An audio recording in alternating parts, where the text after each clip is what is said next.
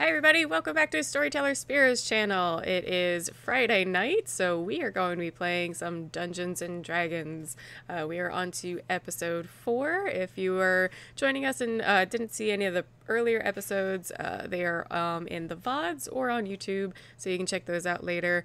But otherwise, I will be turning things over to our wonderful Dungeon Master, Zibani. So take it away. Alright, so last time, the party, after taking out the wizard that had captured all of them, they sifted through the gear that came spilling out of his extra-dimensional pocket while TikTok had attuned to this extra-dimensional space. They found a few magic items and ended up killing the wizard himself. After a day of searching through the pile and just kind of getting ready and preparing and building a fire, they made way in the best direction they could. After Tail noticed the scent of smoke on the wind, and with no better direction to head, they followed that direction. As they head in that direction, carrying Lord Hilliam's unconscious sister with them, who has a terrible disease that is keeping her unconscious in a mystical way. They eventually made their way to the Golden Sword Inn, where they met the bartender and another party of adventurers who seems to be headed down south towards the Sea of Ashes to fight a bullet. As the session came to a close, they... Are we? No, okay, we're good.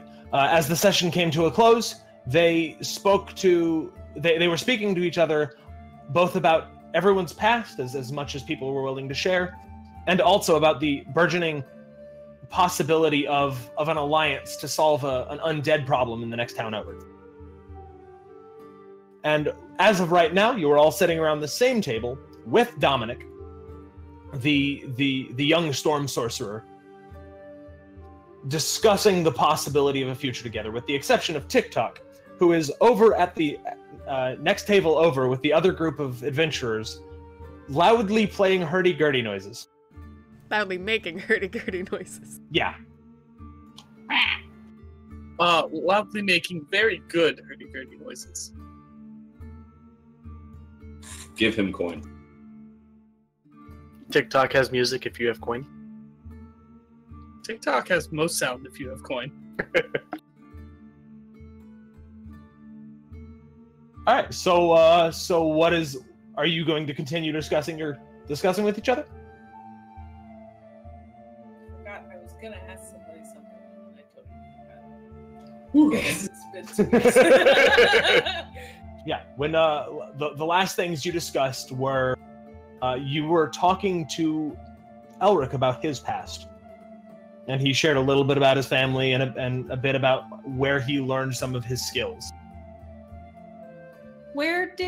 Hey Elric, what did you say about where you learned your skills? I'm so sorry, I didn't take notes like a dummy. Please see episode April 4th or April 27th. He did not specifically say where he got his skills, just at an academy. Yep. He didn't specify which academy or anything. He talked about being a son of a merchant, being one of the younger ones, so just had a bunch of gold, like a little bit of gold, and just went off. Basically, quote unquote, fell in love, and that's kind of how he ended up being a blade singer. Yeah, no, okay, so if at hearing that you have studied at an academy, Cove will immediately perk up in interest. So what is studying at a school like? Mostly boring. What does boring entail? Well, It's a bunch of wizards who all read a bunch of books. Don't usually do much in the physical activity unless you're in the branch I was in. So once I got to that branch, it became a lot more entertaining. But most of them were... didn't like the sun, I should say. They didn't like the what? The sun. I Oh, don't like the sun either. It's too bright. It's too far away from the center. It's too close to the center. You don't want to go to the center. That it's too bright. It just blinds you. It's too hot. but it's good for drying skins. You needed it. That's what fire is for. Wizards can find other ways to dry their skins. I meant animal skins. Never mind.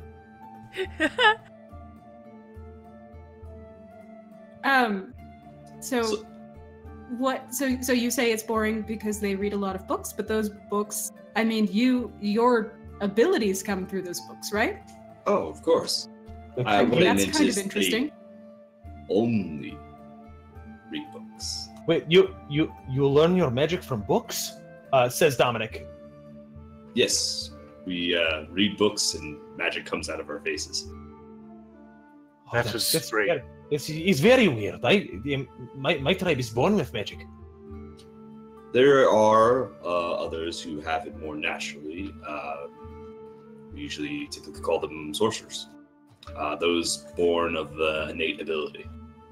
Unfortunately, I do not have any innate ability. I just learned it from spell circles and drawings from old.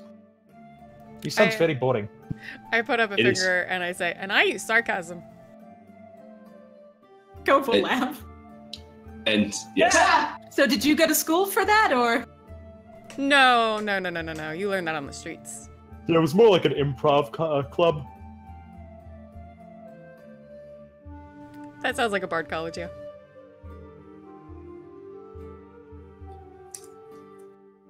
So, where is this tribe that you speak of, Dominic? I think I told you, but I am from the Gold Crown Mountains. It is up on the brighter. It is much brighter where I am from. I don't know why it is so dark down here or here, wherever this is. We are on the flip side of the coin. That's a normal. Yeah, the dusk side. What do we call dusk side? That's because we're on the dust side. There's two sides. Yes, It's darker. I have heard of this. My people have told me of this, but I've never been here. New experiences. But yes, I am from the Gold Crown Mountains, up, and he'll kind of look off, and I don't know exactly where this is, to be honest. This is the center, if you will. I believe I don't know where the gold mountains he's talking about. Are those in the north, south, east, west? Yeah, gold. Yeah, gold. The one moment.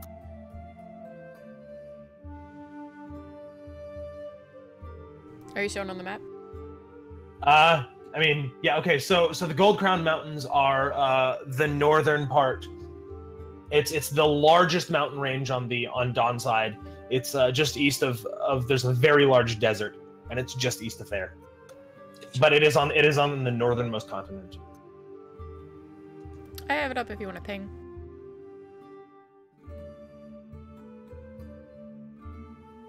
I have to see it from stream because I believe it's there. I don't see it on mine. Yeah, I don't either. Huh. Oh, that's why.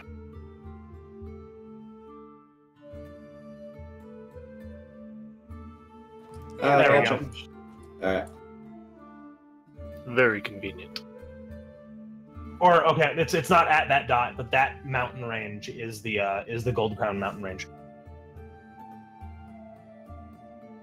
Yes, that would be probably north if we were on Dawn side. Oh, I'm saying that aloud. That'd probably be north if we were on Dawn side, but to get there, the safest passage would be west. Well, okay. Well, Up here. And require a boat. Well, I was supposed to go on travels at some point. I didn't expect to do it this early, but I guess now is as good a time as any. It is, because that's very far away. But like pilgrimage kind of thing. Yes, this is about correct. I think. So my mother, she is lightning speaker of my tribe. Is war chief is like you said. Before becoming lightning speaker, which my mother says I can do. Before doing this, you must see the world. You must perhaps bring back magic items. Know what the world has to offer, so you know what to protect against. And I was supposed to do this in many years, but I guess I'm doing it now. And how long do these pilgrimages last?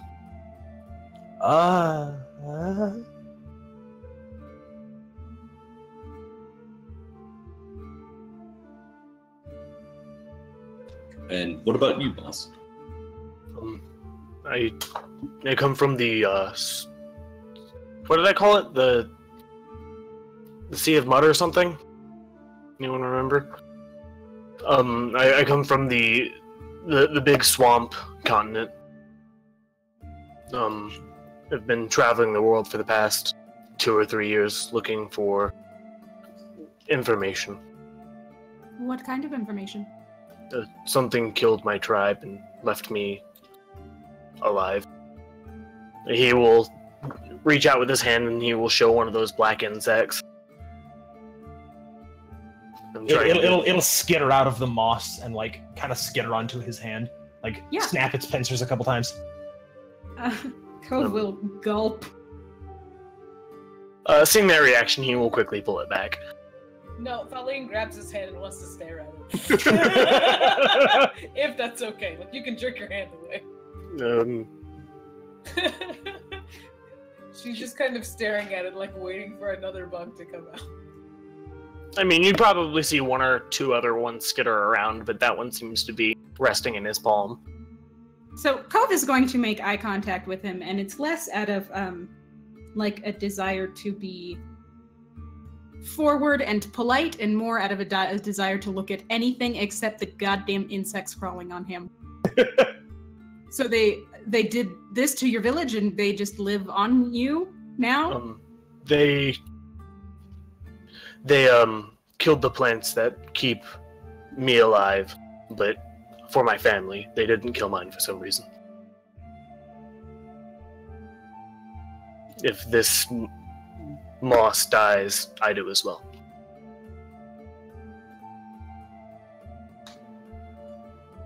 I am That's sorry. very interesting. Sorry I asked. But you are fine, yes? For some reason. Yeah, Dominic is staring at you wide-eyed right now. Moss will kind of shrug and pull his hand back. Is it contagious? No. Unless you are like me. Hold on. You don't know what it is, yes? No. Then how you know it's not contagious? I watched it spread through my village. It sounds contagious. What? That sounds contagious, yes! Unless you are like me, you have nothing to worry about. Are you a lizard person? It's like a disease that affects deer. Oh. I see. I understand. Moss will kind of like scratch at the table. And then, like, she'll immediately apologize. I'm sorry, I'm not saying you are deer. That was not... No, you did a better job of explaining.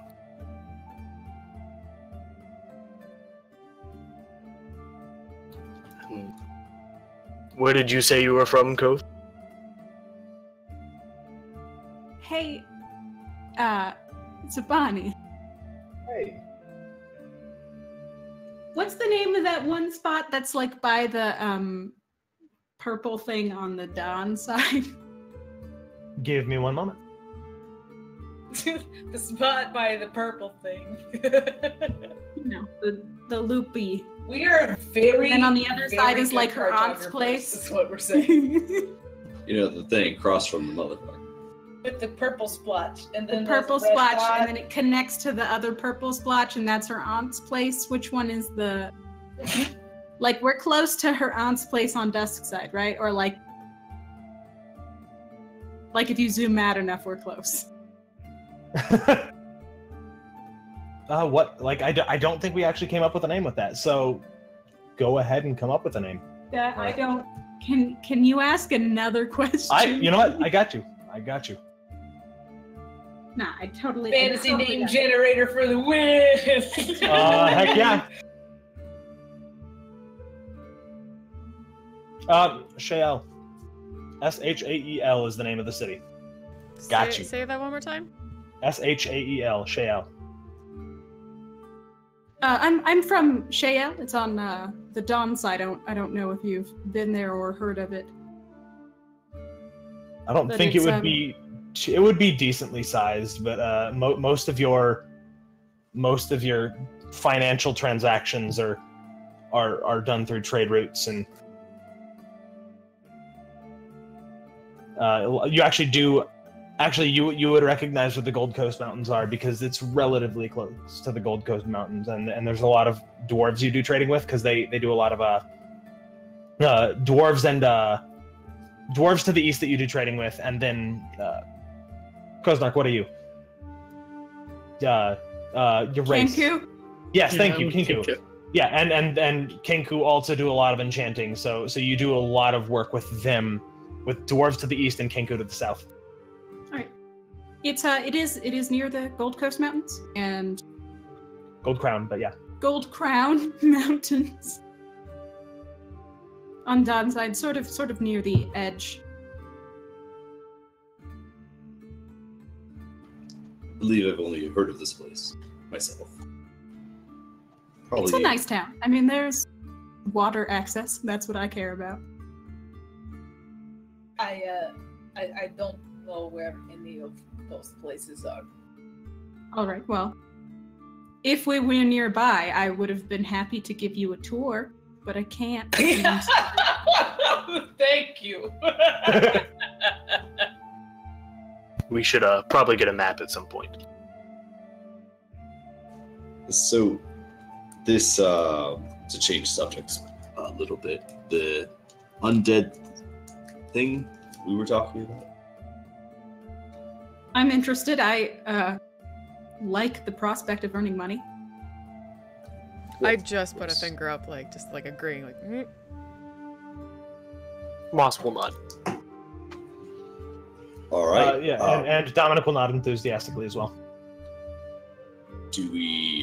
Are any of us versed with dealing with the undead?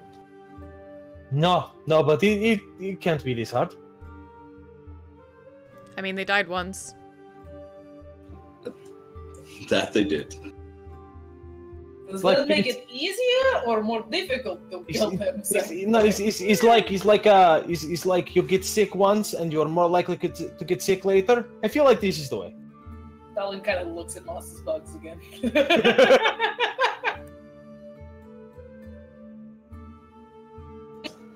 Well, I'd have to think about the undead again. I think did I make a roll on undead last time? Yes, Whatever. you rolled I did. really well. So I understand. I have a general understanding of Yeah. how to take them out or what's usually Yeah, typical. You know that they tend to be relatively resilient. It can be difficult to kill them. But part of the problem is there are a lot of different types of undead. So, if this is skeletons and zombies, those are the bottom of the barrel. New necromancers just starting off, all the way up to mummies and wraiths, which are very scary. Right. Well, it does matter what type of undead we're dealing with. There's the cannon fodder type, which hopefully that's what we're dealing with here, which would be skeletons, zombies. Some more resistant to certain types of attacks than others. But anything scarier, we may not want to be there at all.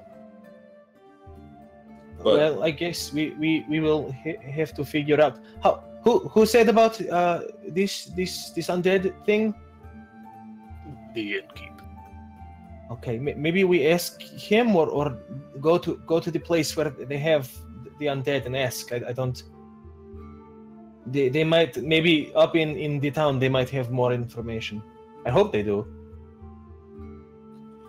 well, we can definitely discuss with the innkeep again. I didn't specifically talk with him that much, so he shrugs and he'll actually get up and head over that way. Innkeeper is doing the iconic innkeeper thing. He's keeping his, cleaning out some glasses. So, yeah, he's got a glass washing off some plates too. Actually, right now he's working on a plate. Okay. What was his name again?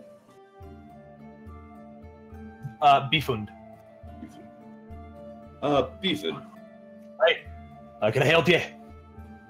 Hey, some of my compatriots overheard you talking about some sort of undead. Oh yeah, up towards Arn. That's what I've heard. I ain't been down there, up there, so can't really swear to it. But that's what I've heard. Do you know anyone who might maybe headed from that direction? I suppose they are down there, though they haven't mentioned it. Usually it's I've heard it from merchants that are coming through mostly. And no one in today right now. No, it's just you and this group over here. Yes, that I see. Yeah, which is a group of 2 dwarves, 1 human, and 1 halfling that are sitting there with TikTok, very rambunctiously talking. They're all kind of like watching TikTok as TikTok like goes through various sounds and is entertaining them, and they are absolutely fascinated. Where are they from? Up north, up Donside actually.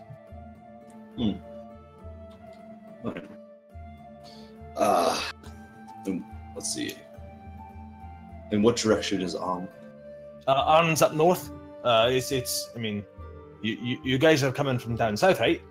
Down towards the Sea of Ashes. I believe that was it. I mean, it'd be the giant desert, but yeah, it's up north. It's the next town on the way. About how far? It's 2 days. It's not that bad. Like you'll have to camp for a night. Other than that, though, they've got a tavern as well, so that's. I'm guessing that there's still trade there, that the whole town isn't gone under or something like that. As far as I know, like last. Oh, let's see. When did the last? It's about 4 days ago. The last caravan came through from Arn, not including these people, and they just got in here as well. Okay, so about usual traffic. It hasn't changed really. All right. Thank you very much. That's my job. He'll walk back over to the group who have been quiet. I will let them talk for a second. Moss would kind of like look at Tail, and then pointing at TikTok.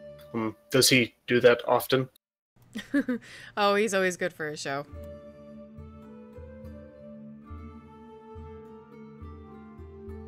He can be a little quiet at times, but anyone who finds an interest in his... I don't know if you'd necessarily call the way he speaks a talent, but it's certainly interesting. I suppose talent, I certainly can't make whatever noise I feel like. A natural talent. Yes, an innate talent. Much like we were discussing innate powers and sorcery and all of that. Where is he from?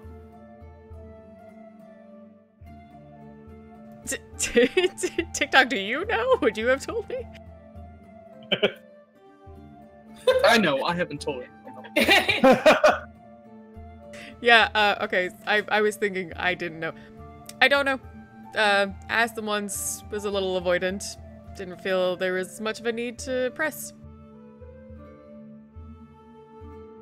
Reasonable.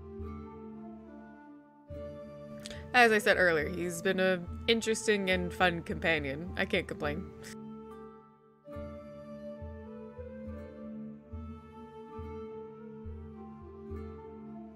Aline kind of thinks back to when he, like, said something in Elvish, and it was basically along the lines of, I want 6 rolls of brown bread, like, and she goes, he doesn't speak Elvish, does he? No. I do a bit, so he's heard me say it, and then he repeats it. That's about it. I just kind of laugh a little bit, and then, still looking at Thaleen. Thaleen, have you seem like, feisty sort, maybe seen a scrap or two? Thank you! Yeah, you know, have you ever fought any undead? Probably not. No, they are not common in the Feywilds. I know that they exist, but in the same way I knew you existed. You don't really see many tieflings in the Feywild, you know. We see a lot of really strange shit and, like, nothing normal. Fair enough. I look really curious though now, like, is there an easy way for other people to go to the Feywilds? Although I guess you're having trouble getting back yourself. No, I cannot get back there. I am stuck with you for a minute. Well, maybe we can work on that together. Hey, I like you, yes. It would be very interesting to see. Good segue for my character just to come right back in here. I spoke with the innkeep. And? Seems like likely is still not under control of undead or anything sort. We should be able to head there and gather information.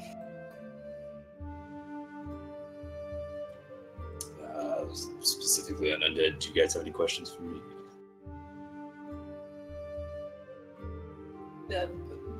If you like What? even say anything along those lines, I'm gonna refer to how you said that there are different types, so depends on what we run into.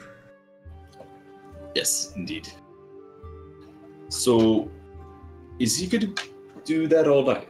He just looks over at TikTok. He'll eventually tire himself out. Oh, he does get tired. Bird, they've seen birds sleep before. Usually when it's dark. Does he stand on one leg? Huh? He's a bird. When he sleep, do he stand on one leg? He'll bed down like a person for the most part. And how often? She sounds a little bit disappointed. And how often does he molt? Yet to have seen that. You know, a couple stray feathers, some down here and there, but not a full, you know, tree in the middle of autumn.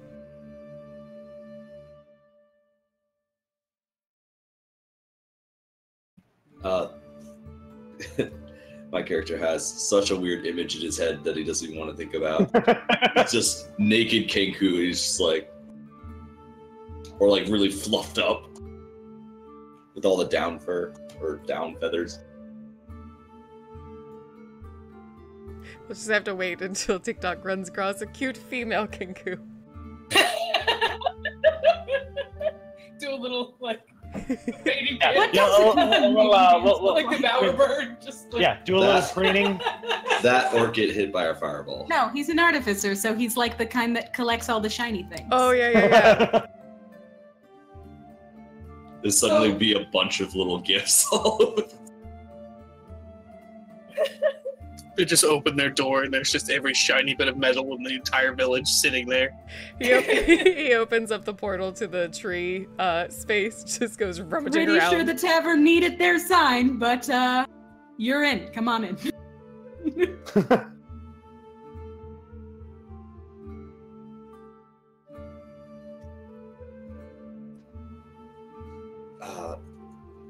How late is it now?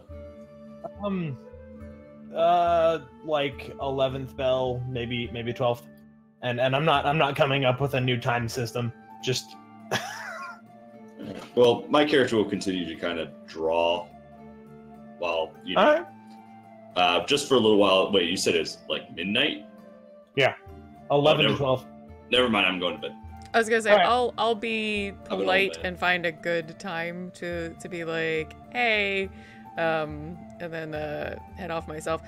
Before I do, I'll stop next to TikTok and put my arm around him and not like whispering, but speak a little more like just directly to him. Like, you all right? He'll sigh in a child's voice and just, but Mom! Come on, we've got more traveling to do and possibly strange things to fight. You should get some rest. Fine. He'll follow you. Cove is going to be writing notes with, I'm guessing, a candle on until basically the moment Thaleen tells her not to, or she gets tired and goes to sleep. Darlene will not tell you to not take notes. Like, she doesn't care. It doesn't bother her.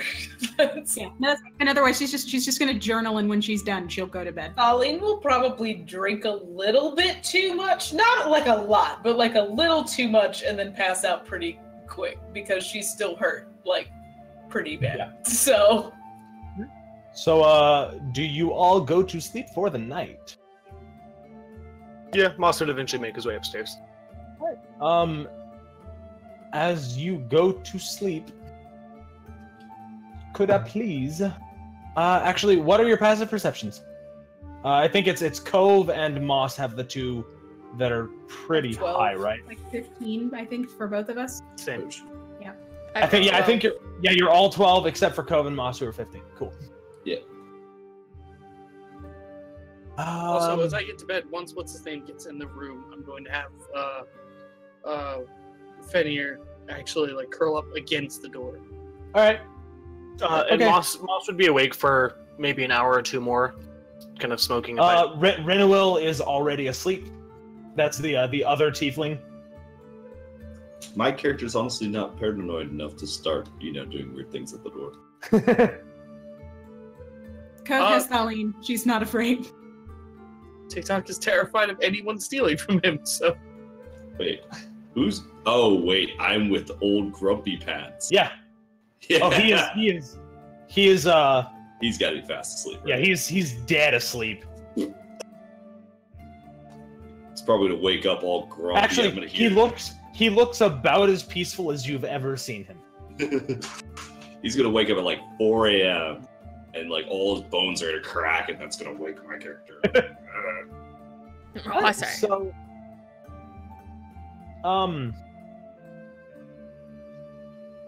you all go to sleep, and a couple of hours later, probably 2 a.m. Crap, the undead are here. Around 2 a.m., Cove and Moss hear what sounds like an explosion outside, and see a bright flash of light. Moss will quickly wake up. What's his name? Renewil. Renowell. And there was an explosion. You might want to be ready. Cove will jerk awake, find any weapon of Thaleen's, and then put it in her hands to wake her up. Thaleen is an elf. She only meditates for like 4 hours a day. Yeah, this is only a couple hours in. Although, right? to be Yeah. fair, she actually probably is actually sleeping because she's hurt and drunk. So, Yeah. So Renewil looks bewildered. Ready for what? In case we need to leave. Wait. Okay. He looks like groggy and confused, and he doesn't know what's going on. But you just kind of stay. You don't leave the room or anything. Well, so this came in through the window? No. Let me see.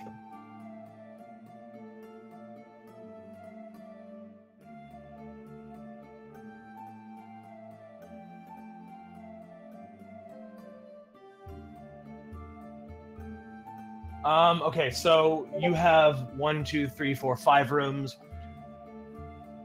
So I'm going to say that your rooms on this map are the rooms from 9 o'clock to 12 o'clock. And no, okay, so you saw the faintest flash of light, out of the window, and you heard it. It sounded like it came out of the window, but that is the thinnest material, so it could have been anywhere. You're not entirely sure. All right, then Moss will make his way out into the hallway, kind of glancing around. Does he see anything? Not immediately, no. Then he will proceed to each door, just kind of knocking on them, knocking on the party's doors, kind of like waking them up and letting them know what's happening. All right, cool. Yes. So Cove would have tried to wake up Darlene. All right. And then What? there was an explosion. Wake up. And she'll like immediately just start putting all of her gear on and shit. Darlene stands really fast and realizes she's still tipsy because it's only been like 2 hours. Yeah. So you're getting Feline up, and Moss is kind of knocking on doors quickly. So Moss, as you get to probably the 4th door, so I'm gonna say Elric's room. Did we lose somebody? Okay, hey, as you get to Elric's room, and knock on his door, to your right, you see, to your right, around where the stairs are, a woman. Sorry about that. A woman wearing furs and like heavy jackets, like clearly not dressed for this weather. Wielding a sword of pure fire, comes down the hallway. Hey, question, what kind of furs? You Moss would know. them yet. Moss would know. They are Dawnside furs. They are of a white. I don't remember what the goat is called. They are of this white goat that lives up in mountainous regions up on Dawnside. They are very good for keeping you warm. They're a fairly well known for being a warm fur specifically. It looks probably like dwarves, right? borderline polar bear fur. What do you do as this person? I'm gonna message you in Discord. Alright. That's one of the dwarves, right? If I remember correctly. No, this is a human woman. Ah. Weird furs and sword that's on fire. Alright. Not that on my room. I'm assuming I haven't woken up yet.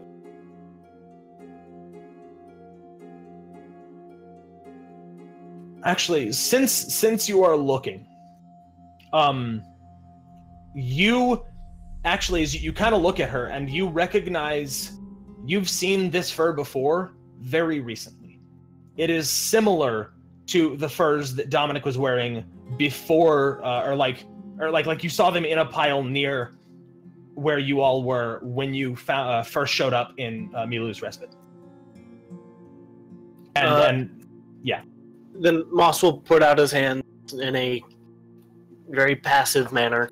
And, are you here for Dominic? Yes, where is my boy? Do I know which room he's in? You probably would know that he is in TikTok's room, which is the one room you haven't knocked on. No, I'm sorry. Yes, that is the one. That was the one right next to you. All right. He will point at the door down the hallway. All right. In that room. So real quick, everyone else has had the door knocked on. Oh, I've had the door knocked on. Yeah. Except for everyone except for Cove and Feline. Conveniently. Except for us two. Okay. Yeah, but Except for the Cove two. already knows that. Heard that there was an explosion. Yeah. No, Cove is going haven't- to open the door with her crossbow just armed. Yeah, Darlene will kind of stand in front of you if you want to like aim to the side. Yeah, no, she'll try and. How tall is shit? Darlene's tall. Is she? Darlene is Yeah, real she's- tall. she's She's pretty like tall. 6'3". Yeah, 6'3", 6'4". So, Okay. so Zabani, just a question. Yeah. Because he just knocked on my door. Then the woman showed up, and they talked, and they went. My character's like, knock the door, some people talking, goes over to the door, probably opens it, and, like, confused, just looking like, I don't know, this is normal. And then looks down the hall, like, what? And sees a woman with a flaming sword. And Moss in front of his door, kind of. He goes, and just slips back in, like, I probably should get my sword.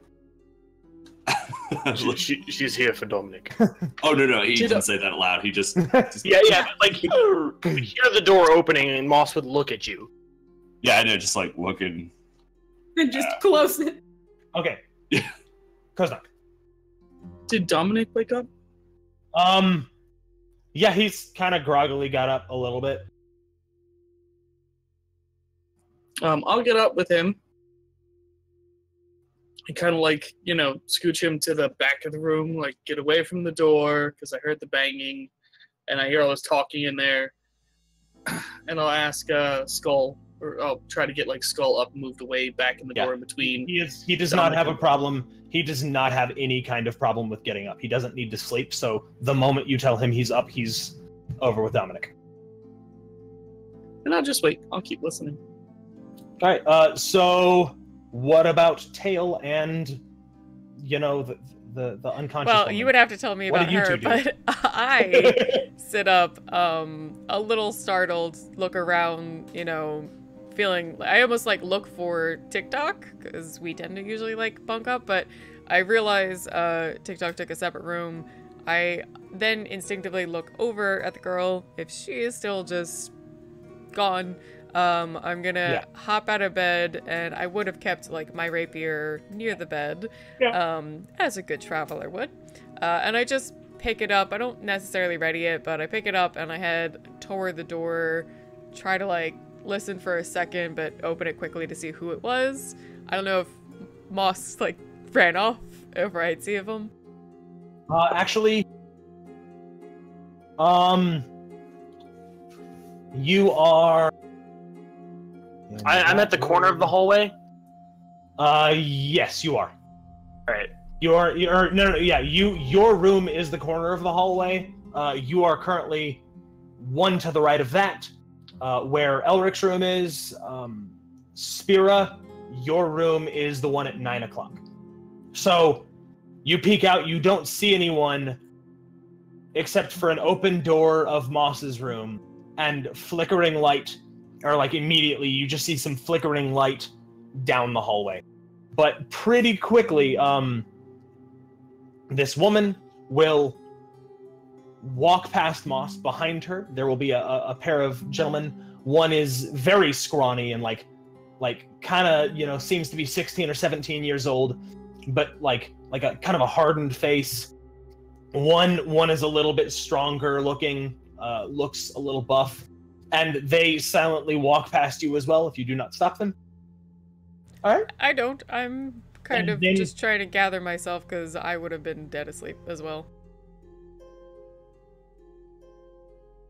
All right. Then they walk, so a woman with a flaming sword flanked by two gentlemen walk around the corner. Which room? Yeah, Is this room next to the one that's open with Darlene and Goph? Yeah, we just opened the door. And Okay, so if you look at the map, Tail is in. Yeah, there is. Tail is in, and the beds aren't correct, but other than that, Tail is in the one at 9 o'clock. The one at, the one right above that is Dominic and TikTok. The one right above that is Moss and Renwell. Next to that is Elric and Haran's room, and then next to that is Cove and Thaline's room. So we're at 1 o'clock? So your room is at. You could just paint on the map with the. Yeah. Okay. Cool. Why don't you use the little head Pink tool. icons that we got? Oh Yeah. I need to draw more. I think everyone's supposed to drag their own over.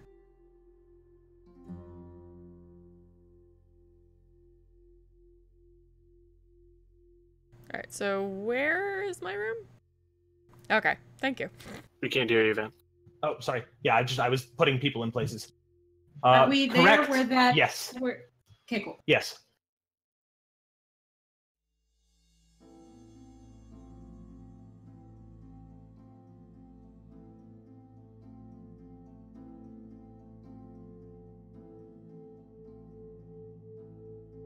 there we go. Yeah, he is that big now. He's a grown boy. Cast a grow person or whatever the hell it is. Enlarge. Yeah, that one. All right, so that is where people are, except obviously, TikTok and Dominic aren't quite in that orientation in the room. Regardless, so that is where you are. The woman with the flaming sword rounds the corner and starts heading in your direction, Tail, at the beckoning of Moss. And stops before she gets to your room. Turns over and... Did you lock the door, TikTok? So it wouldn't be locked at the well, no. Okay. My lock was having All right, cool. skull lay against it. All right, cool. So the door swings open, and Dominic, or you see an extremely intimidating woman with a flaming sword. And I imagine you probably I imagine you get a little aggressive until Dominic runs right past you and Skull and hugs the woman. Yeah, I'll still maintain that slight what the fuck is happening? You just broke into my room. Still ruffled feathers. Not still ruffled feathers. Not quite pulling a blade though. Oh, Dominic, where have you been? What did these people do to you? Oh, and Dominic will explain. No, this was not them. This was someone else. They saved me. They made me better. If it were not for them, I might be dead. So they are hugging. They're a little bit inconsolable. Dominic explains to his mother what's going on a little bit. Yeah, my character grabbed the sword, came back out walking with the sword, the sleepy eyes, looking. Do I need to fight or what are we doing? Around this time, from down south or down towards on the map, the barkeep comes running with the golden sword that was hanging in front of the door. He comes running, ready to go. Where's he? He's down there so far. Okay. So not near mine. No, not yet. So she hugs Dominic very close to her. So you are the people that are responsible for my boy's safety? Yes. TikTok will kind of pet Skull and just nod. Then you have my undying gratitude. If you ever make your way to the Gold Crown Mountains, seek out the Storm Spring tribe, and we will accommodate you. We will help you. I regret I cannot take you now. Only my people can travel the way that I do. It is dangerous for others. In the middle of this whole as she starts talking all that, TikTok will have gotten awkwardly close looking at the sword. Kova's going to awkwardly put her dumb crossbow down. Yeah, I would have moved into the hallway, and so I would be seeing this, but I don't react right away. Reverse hilt her sword and leans against the wall with it. And then she's going to ask, how exactly do you travel? It is a teleportation magic that my tribe have mastered. It is we ride the lightning, as it were. He's looking inside of her coats a little bit. Yeah. She kind of pushes you back. If there is anything, resist. If there is anything I can do to help you, I cannot do much. I have my people to take care of. But is there anything I can do? And at this point, real quick, in immediate response to that, Bifun says, "What the hell is going on?" Hi, Bifun. This is Dominic's mother. What the hell are you making such a racket for? Wait, what's the Dragonborn's name again? Haran. It's alright, Haran slept through it. I'll be fine. Oh yeah, when you did get the knock, When you got the knock on the door, Haran did say, go the hell away!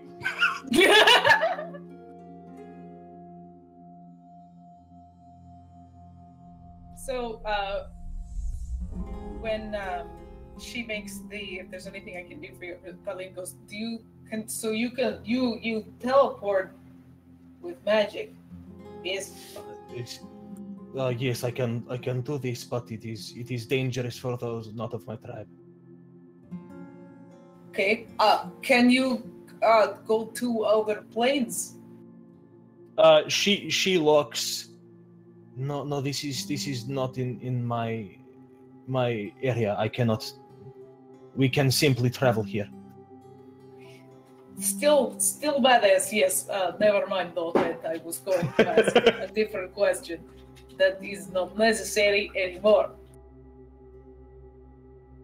Cove is just gonna smile at Colleen for that fucking explanation. She's solidly still drunk.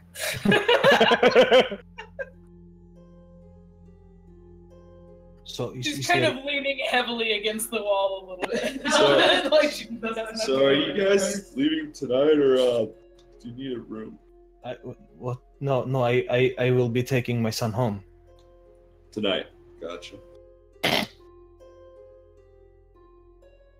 I guess not gotcha, excuse me. Alright. Cove is gonna go shake hands with Dominic. It has been fun, and he does have like some tears running down his face at this point. It has been nice meeting all of you. Yeah, I'm gonna walk up and put a very like friendly kind of hand on his shoulder and smile down at him, saying,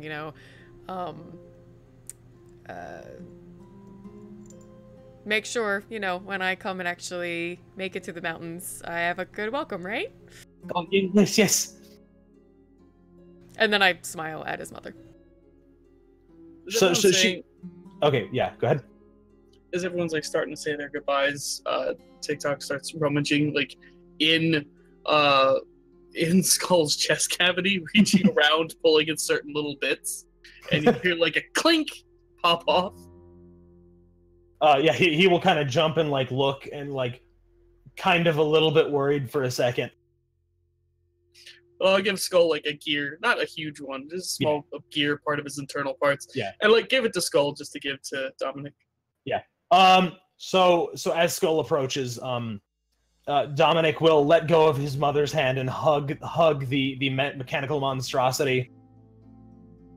Cove is gonna kind of study, I don't know, his mom and like whatever demeanor she has at the moment. She has a very severe demeanor, but like she does seem to, but there is like a veneer of relief on her face.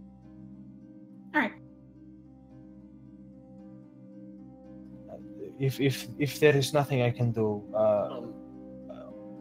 yes. When we make our way to the Gold Crown Mountains, I might. Yes, you are welcome anytime. I might almost anytime.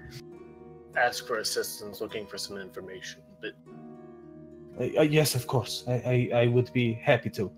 And then Moss will crouch down next to Dominic and make a small little lightning bolt with Druidcraft out of wood and kind of hand it to him. It was he'll take it and like hold it with the gear. How did you find him? We have scrying. I scryed on him. I had magic left at the end of the day, as I have for many days. That last thing I do every night is check for him. You have a good mom, Dominic. I'm going to bed. I know. She's great. Colleen kind of leans over to Cove, like, do you always give, like, gifts when you leave? I have never done that a single time. Okay, they're just being nice. Yes. Understand. At this point, Bifund has kind of set his sword, and actually his sword, he has got his sword tipped down on the wood. And Alyssa will look up and say, who is the owner of this establishment? Moss points at people. That'd be me. she will kind of rummage around in a pack and pull out a bottle with a swirling red and yellow liquid that like seems to be magically swirling. And say, I may possibly have damaged the front of your store. This should cover the damages. And he looks very mad for a second, and then looks at it and is like, appreciated.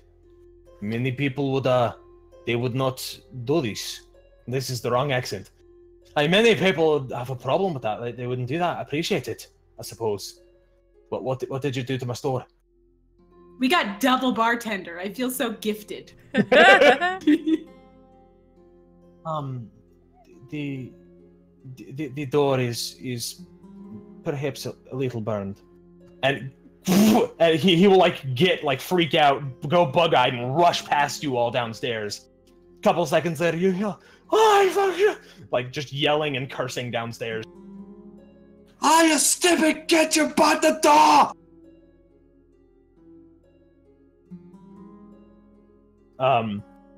This was my mother's door. Sorry. With that, she will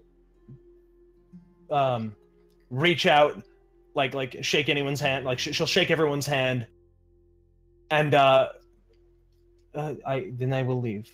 Do not hesitate to come find my people if you make your way up in that area. And she will turn and take Dominic.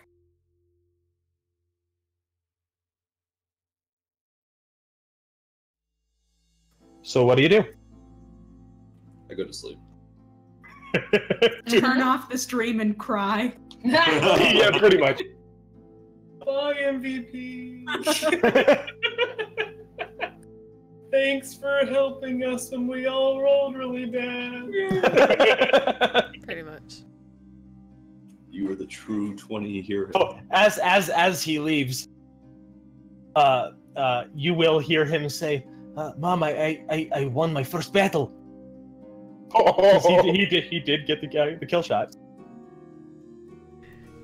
I am just delighted, and I feel really happy that his mom found him. Yeah. Other than that, unless anyone wants to talk specifically, I would probably make my way back to my room. All right. I just have a quick question for the GM. So, Hey, can we get accidental Dominic now for on our adventures, please? I'm hoping not. I'm hoping you only get intentional Dominic. Yeah, no, Cove's gonna go to sleep. All right, cool. It's then gonna take a second for her to settle down again, but she'll get to sleep. Yep. Yeah. Same with Ellie. All right. So then, with that, everyone goes back to sleep. The rest of the night is uneventful. You wake up the next morning. Yeah, go ahead. Can I roll to heal the rest of my game? Okay, no, you cannot, because on a long rest, you get everything back. You get all of your hit dice back. You get all of your hit points back. You gain all your spell slots. Last time I think I rolled really stupid. Yeah, no. Fully you gain. There is nothing that doesn't come back on a long rest except for some magic items. Okay, never mind then. We're good. Yeah, all your rages, all your spell slots, everything comes back. All right.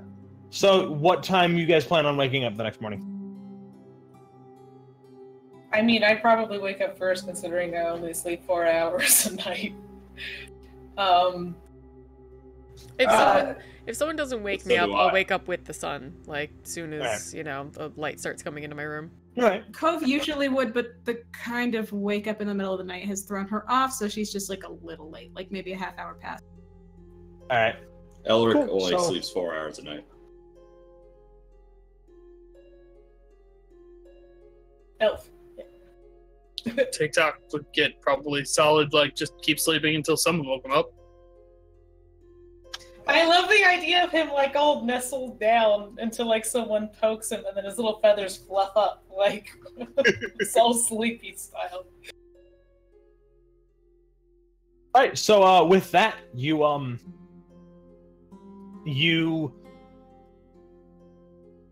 wake up the next morning, 7 o'clock or so. You wake up 7 o'clock or so the next morning. you all kind of wander downstairs unless you intend not to. The door is in tatters. Yeah, my character is already down there drawing. Though, yeah. Doing what? Drawing, mending, the basic. Yeah. Like, actually, travel. that is the door seems to already have been partially mended. Oh, I didn't mean mending the door unless they requested it. No, he didn't request it. But I meant the general maintenance of you travel and things get tattered. Castles fall on you through a portal. Not for at least 3 levels. Okay. And you make your way downstairs. The other adventuring group seems to be gone, or is still asleep. One of the other. What do you do? Moss will order breakfast. Right. So anyone who orders breakfast, you can get a pretty standard breakfast set for maybe 3 silvers, or like call it 5 silvers if you're getting something to drink as well. Colleen doesn't go downstairs immediately, and before she goes down there, because she'll wake up before Cove does, she sees like Cove's notebook, and she's gonna curious. She can't read very well. She cannot read Common at all, and she can kind of barely read some Elvish. She's gonna kind of try to read it, just like stare at it really hard for like, and get lost in trying to figure out for like hot minute. You pick up a couple of words maybe that are like the letters that are closest enough to yes. Is it possible to take notes in Primordial? Because Yes, it is. Yes, it is. It is absolutely possible. Yeah, the letters you look at are extremely strange. You have no clue what any of this means. None whatsoever. Does she have any, now I'm just curious, does she have any like maps or anything? Yeah, no, she's got a lot of diagrams of really badly drawn picture-by-picture steps of skinning different animals. Like, they're not gruesome or gory, but like... No, like a field guide kind of notes thing, yeah. And then she's got looking at the pictures with like a lot of interest. If you're still around when she wakes up, Cove is just kind of gonna turn over and... I didn't know you could read Aquanthaline. Huh? Oh, I am sorry. You don't... I do not see books very often, and I thought it was interesting. I cannot read Aqua, no. I don't understand the letters. Do you want me to teach you, or can you read Common? No. Do you want to learn it? Yes. Okay. If you get the paper, I can make you little charts. Paper. Where do you buy paper? Hey, Zabani, where do you buy paper? Because I'm going to say the paper store, and that's too sarcastic. I will say you would know that I have a bunch. Yeah, but if like, you do kind of need to find a paper mill or a general store, like... Yeah. Just a general store, or a paper mill, or maybe borrow some from Kale? You could probably make some vellum, actually. Yeah. Like the stuff that really old documents were written on was really thin animal hide.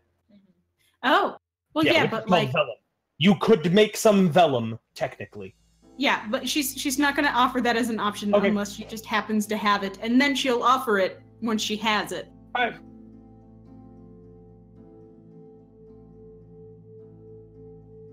My character So- carries a bunch of parchment and like stuff to draw on too. Yeah, no. So she relays that to Belly. General store, mill. Okay. Or you can borrow some from Teo. I will get paper. Yes. You want breakfast? Sure. Breakfast. Yeah, no, she'll get ready and go downstairs. Yeah, Bifund seems to be,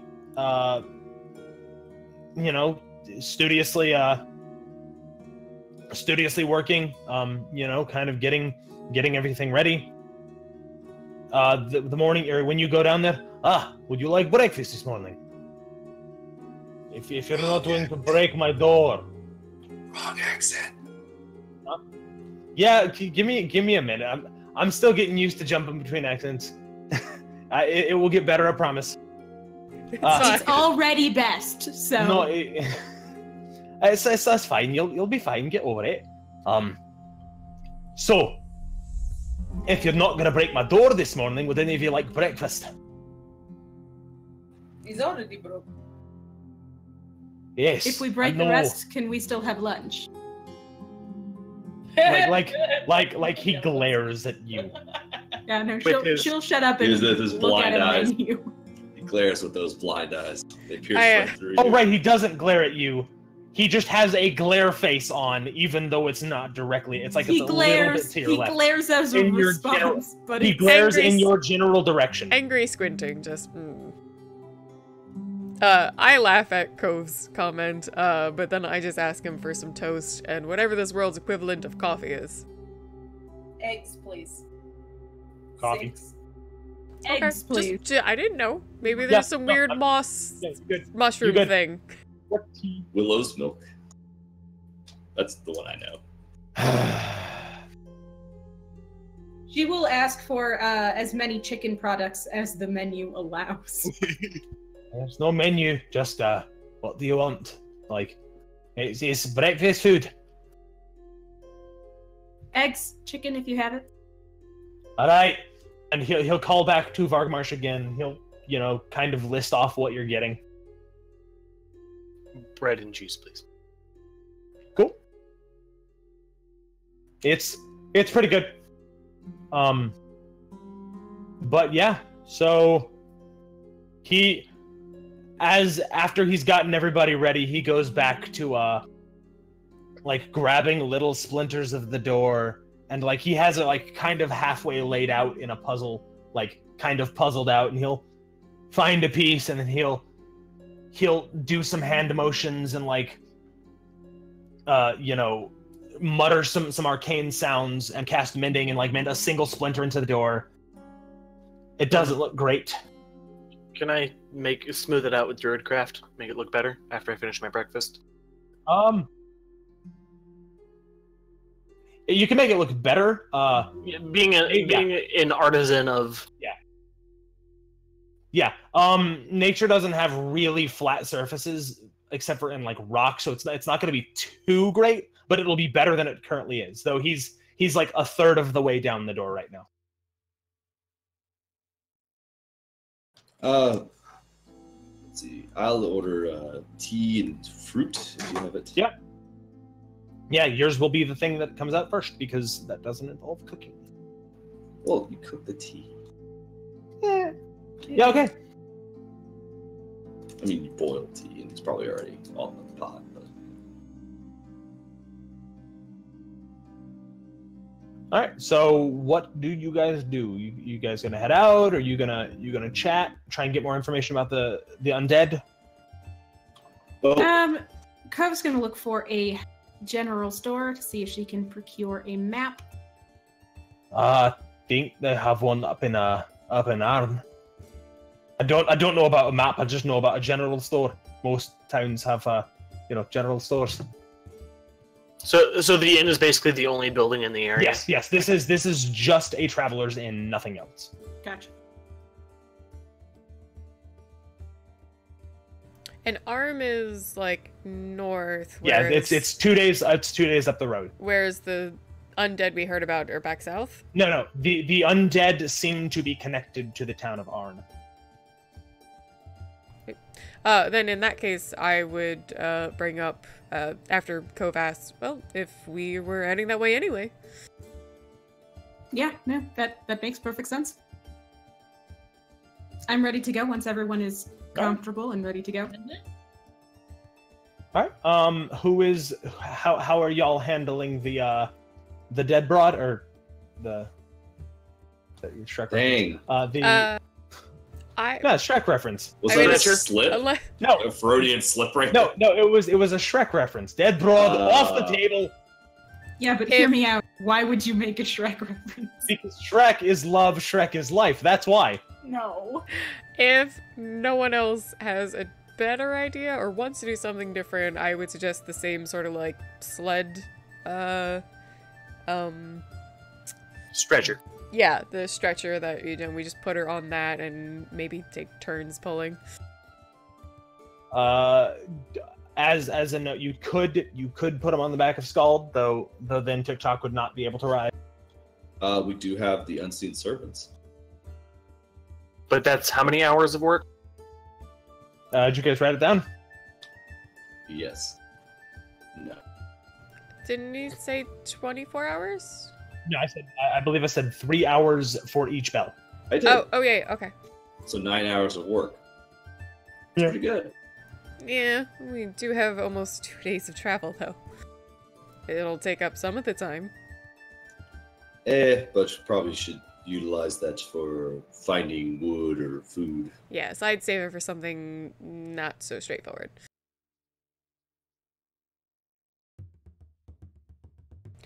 I'll suggest that we just basically do a mix. If TikTok's alright with walking for at least a while, we'll let Skull take her, and then otherwise we'll trade off on bringing her along. Yeah, Elric will do it. He has decent con, even though his strength is ass. Moss is more than happy to carry some weight. Yes, same with Olim. Oh, what's Haran?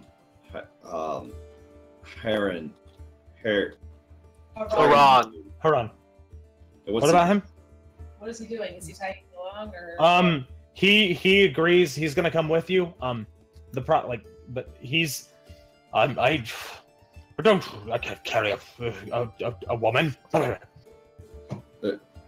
one asked you to.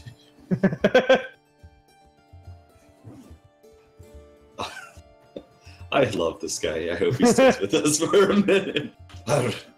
My new sleeping buddy. We don't want any. Yeah, so we'll travel that way. Yeah, and Renuel also will, like, he has no problem doing a lot of the carrying of Hestel because he's big and strong and not good at much else. Renewal, is that the Renewal, other- we lost the person. We lost My laptop blue screened of death on Coast. Oh, joy! Oh no! So we just gotta wait a minute.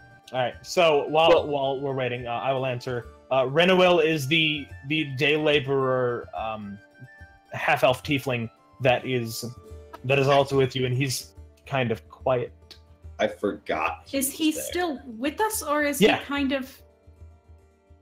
Well, I suppose I will head up to the city, try and get a ride back home.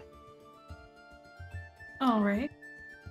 And you are headed in the same direction, I think. So All right. it's as good as anything, I guess.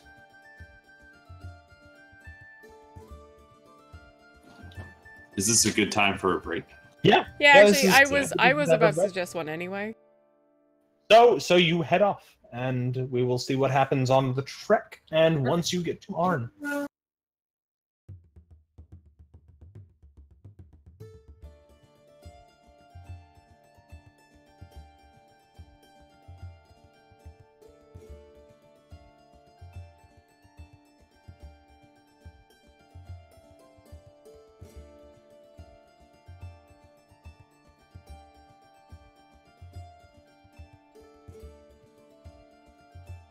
So we are on a break. Anybody that is watching, if you have any questions or anything, you can always go ahead and post those and we'll answer them for you. Otherwise, how is everybody doing? I've been doing pretty all right. How about you, bro? I'm doing pretty good. I was actually making dinner tonight, whereas like a lot of stream nights we're like naughty and like get food out because it's easier than worrying about getting home from work and cooking. But I actually cooked. I got it done like just like at like 9:15. It's like, good, now I can shovel this in my face. What'd you make, bro? I made like General Tso's, but it's like just a lazy version I do where I cook chicken, cube it, cook vegetables, rice, throw it all in a big thing, and just douse it with General Tso sauce. Articus tried a new thing where he basically made, he cooked up some chicken breasts in the crock pot, but like with some barbecue sauce and like some famous Dave's spicy pickle, like pickle juice, and like cooked it in that in the crock pot.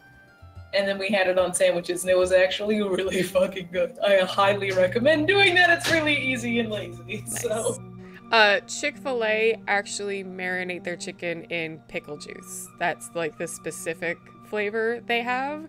So I've recreated Chick-fil-A chicken nuggets at home. Like there's good copycat recipes online. So you just marinate the chicken.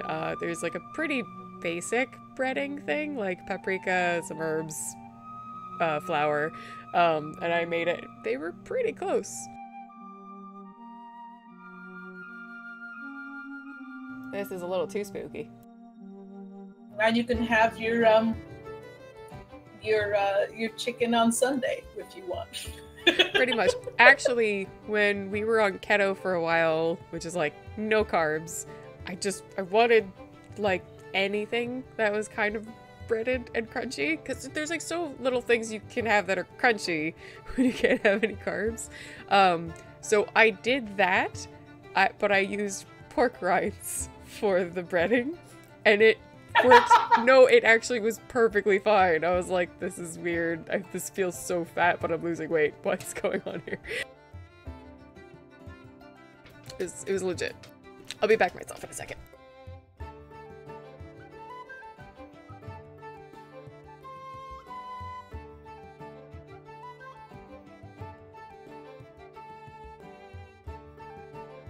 This is solidly good tavern music. So how are you, gentlemen? Somebody make us up the bomb. Do I hear a Koznark?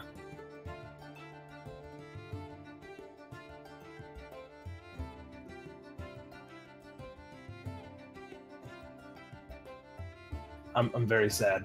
Uh-oh, did we? No, there's an advertisement. Oh, that's why.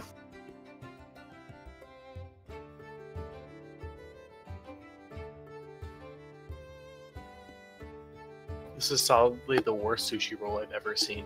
It's falling apart. But like, can you eat it though? Not with chopsticks. Is it really that much of a loss?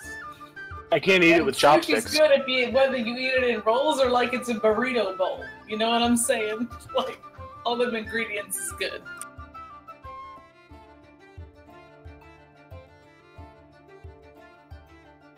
I mean, I'm a fan. Oh. Hey, it's Darksfallen. I don't know where I'm gonna get all-you-can-eat sushi when I move back, and that makes me really sad. Because I just want to eat hand rolls until like I die. So you're like right across the ocean from Asia. Just go there. Yeah, best sushi you've ever had.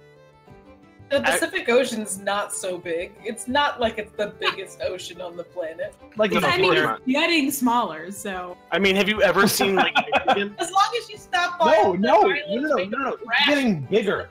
Like it's getting bigger. The seas are rising. The Pacific Ocean is. God damn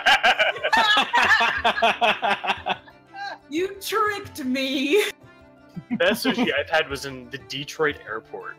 Best sushi I had was in shit. Never mind. Don't leave us hanging. It was in China. I feel bad because now it feels like a name drop.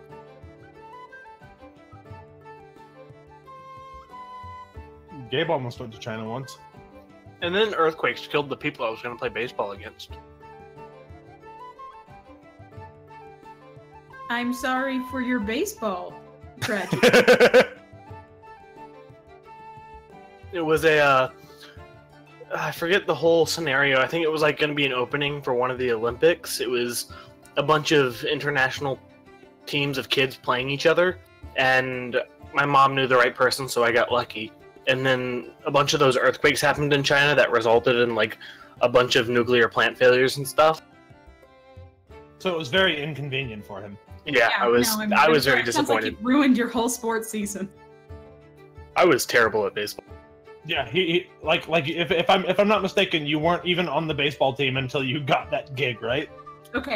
Okay, so I'm sorry for the people that died and not at all for you, since you weren't on the baseball team, but I'm complaining about it like you were. No, I was on the team. I just had never played baseball up to that point. No, Did but you like ever play baseball after that? I wanted to, but wasn't good enough.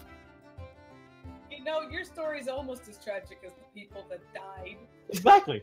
Like Almost. a second. I'm glad But you only because there are two options. This is, you know what this is respectful to dead people. This whole conversation. Hey, at least some of them would find this funny. We're not good people. But no, like I've never solidly, played- I feel pretty bad for all the bad stuff that happened over there. I just like to joke.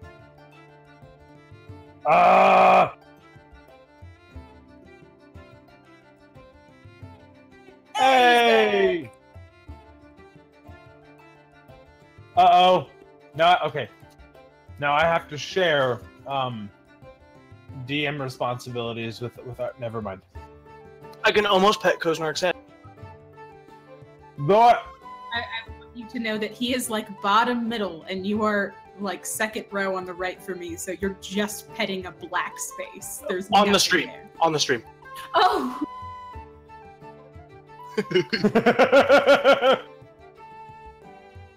possibly the most unique baseball story. One of these days, we all need to go to like a Bed Bath & Beyond and buy one of the same cup and pass it between all of our screens. A red solo cup would be Yeah, much just a cheaper. red solo cup. We don't have to go to bed. No. Because I a do red like the idea solo of the cup- effort. A red solo cup is too common. It has You're to be right. We take a red solo cup and then we write like a smiley face on it, and then that's more unique. No, see, I say we just all get like a blue moon. A beer, just like pass a beer around. Like, hey, let me get a hit. No, throw it over here, gameplay. That can't end Hey, well. here it comes. You ready, Texas? See, but like, and then it goes all wrong because one person gets like a different flavor. Because I don't like blue moons, so Then Aren't all you you have just to a do- snowflake that comes once in a blue moon? Whoa, That no, was he terrible. doesn't. No, he doesn't like blue I moon. know it wasn't even a good pun because it was should have No. Well- He doesn't like blue moon, so he doesn't do that. Yeah, exactly. Yeah, but she wanted to make the joke. I Just wanted let to it make happen. the joke anyway. I committed. Also, like, you shouldn't do that to a blue moon. You should drink it. Why would you do such an awful thing to a blue moon? All right. We are back in order. In the saddle again. I'm back in the zone again. I'm back. Oh God! This is why I Oh, leaned Bob. away from my microphone when I did that. Sorry. All right. So you head out on the road. Head north. The road is mostly uneventful. You will occasionally see a merchant here or there that is headed down south. Like you probably see one on your first day. Excellent. Are they willing to talk? Yeah.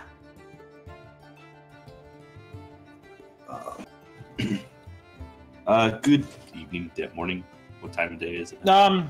It's you probably just recently like kind of picked up back after lunch and are starting to head back out. Good evening, sir. Is it just one? Is it just it's a caravan, I assume? It's right? no, it's just a single merchant. Oh wow. Safe roads. Yeah. Relatively safe. Yeah, they haven't been. Well, I mean, I guess. Yeah, they're pretty safe. They aren't really known to be dangerous on this stretch, at least. So, any word from Mom? We hear there's a undead out there. Yeah, I heard that. Haven't seen any. You know, in retrospect, I should have like grabbed some guards if that's going on. Yes. So only rumors it is.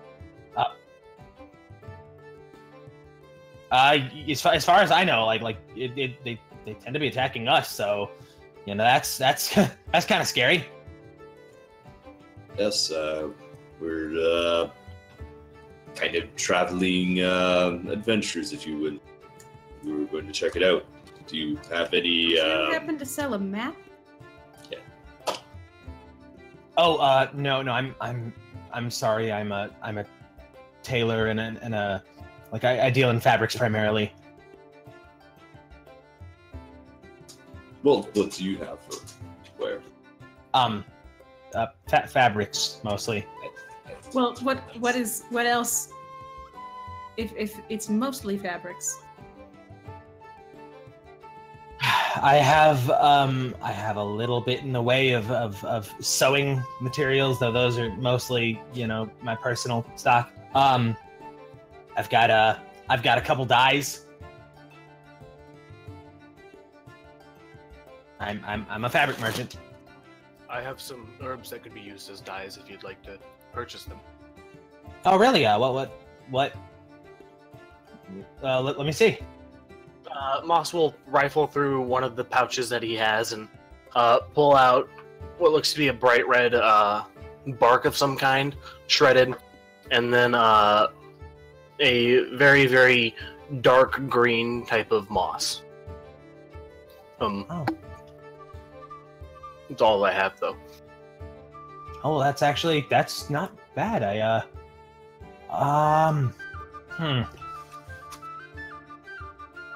He'll kind of like look up and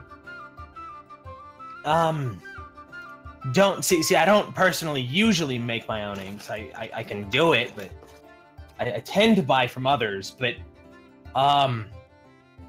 call it 10 gold for the lot, which sounds reasonable. Yeah, is a little bit underpriced, but like, you know. Oh well. These would be primary medicinal herbs, but they can be used as dyes. Yeah. So call it 10 gold for the lot, I guess. Moss nods and kind of like holds it out. Oh well, thank you. And he'll go and he'll rifle in, and he'll hand you 10 gold pieces. Thanks for the trade. Yeah. I guess we'll continue then. Well, you guys have safe travels, I guess. You too. Yeah. So you see the one for the rest of the day. Most of the night goes uneventful, or most of the day goes uneventful. Do you have any specific plans for the first night that you sleep in on the road? Just probably just a normal watch kind of thing. Right. How does that even? Well, 2 of us only sleep 4 hours, so we can watch more often than not. All right. So who is taking first and who is taking second then? I prefer getting up early, so we'll go for the early morning shift. I prefer sleeping for a solid block instead of like 2 times, so I'll take second.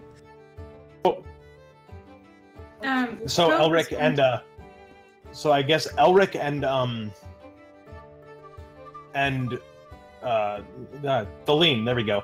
Elric and Thaleen only need to sleep half of the night, so I think they're suggesting that they kind of take primary watch. I mean, I'll take after that. I will be unhappy if I have to wake up and then go back to sleep. Well, no, what I think they're saying is they will be the ones responsible for watch because they only need to sleep half as much as you guys do. Okay. I think. So that way everyone gets a full night's sleep and doesn't have to. Yeah. So everyone's sleeping 8 hours, but since they only sleep 4. Yeah. Before bed, Cove is gonna do just like practice and study of things. All right. Yeah, it's like what does that look like? It's a lot of breathing techniques. And I mean jumping around. All right. I think I overheard. Did you have books in a strange language? Me? Yeah. Yeah, in Aquan, I don't. Just because that's what I can write it in, but. Oh, may I read over? Sure. And she'll pull out one of the notebooks, and it's just like her like travel notes. All right. It's just I believe it's a short rest thing. So just during one of the periods, while he has a moment where he knows he can recover it again, using comprehend languages. Okay, so comprehend languages is a ritual. If you add 10 minutes to the casting time of the spell, you do not spend a slot. Well, never mind. I will do that. Mm-hmm. Before Moss goes to bed, he'll kind of look around for any herbs. Give me a wisdom nature check, I guess, or wisdom survival, either.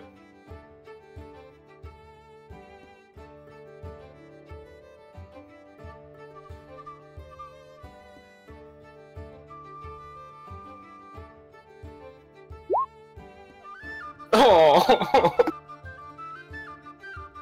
that's a 6. Nice. There don't like you find a lot of different plants, but none of them seem to be useful in any real way.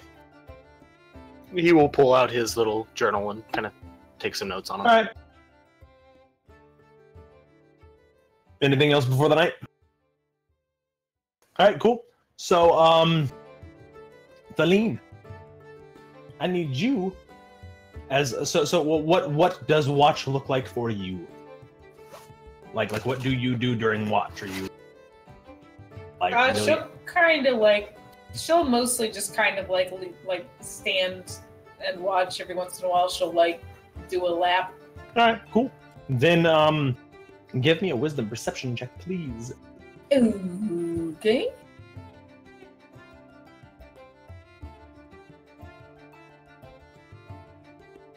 Which I think is that the same as your passive perception?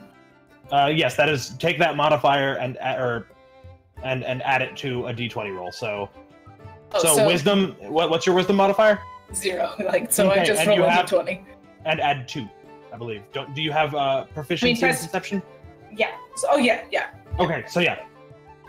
So wisdom plus 0, perception plus 2, plus a d20. 11.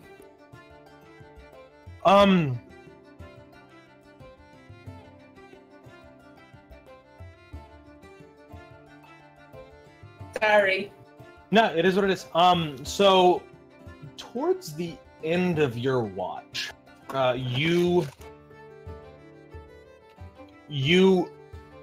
hear a rustling in the woods, off to the left of the road, and it's enough. Like you hear a rustling in the woods. What do you do? Kind of like frown and like kind of grab a torch and kind of hold it up and try to see first. But like, I just want to basically try and look at where the direction was that it came from. I'm not gonna move from my spot yet. All Like right. I would wake someone up before going to leave. All right. You see in the woods a two pair of reflections, kind of eyes, and they seem to be getting closer. I need what do you do? And they're moving quickly. Oh shit. Okay, she kicks whoever she's closest to and kind of yells, "Hey, hey!" All right. With that, I need an initiative roll. So D20 plus Dexterity modifier, and in Spirit's case +1 because Jack of all trades. Oh, is that wake everyone up? Yeah, it'll wake you up. You still need to like get up and get ready, but Yeah. What are we rolling? Initiative. So Dexterity. It's a Dexterity roll. In your case specifically, you get a +1 because you have a Jack of all trades because you're a bard. Initiative modifier, you said it's just Dex, right? It's the straight up Dexterity modifier, unless you have something fancy, and I'm pretty sure Spira's the only one. I rolled a 4. Hey. Only a 9. Only a 9, she says. I mean, like, I had fucking +3. 2. Okay. You So- said you got a 2, Cove? I got a total of 3, thank you. Well then. Feline, you got a 9? No, I got like a 15. I am sorry, I meant tail. You both start with a T. I got 9.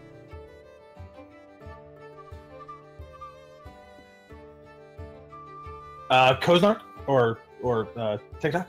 15. Okay. Who wants to go first between the two of you? Are you rolling for Skull or am I? You go ahead and roll. What's the dexterity modifier at 13 dex or 16? It's a plus. At 16 dex, it is a +3.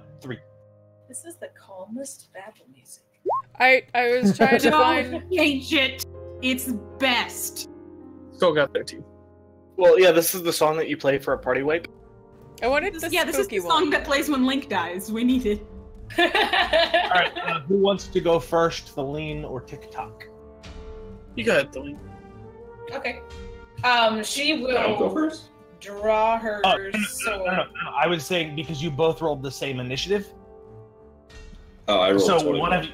one of you gets one of you between the two of you gets to pick who goes first on the order because you had the same okay, initiative. gotcha. That's And, all you were asking. Not and- to tell us and- to go yet. Okay. Elric got 21.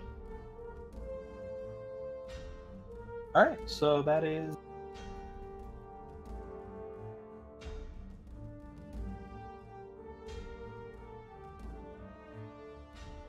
All right.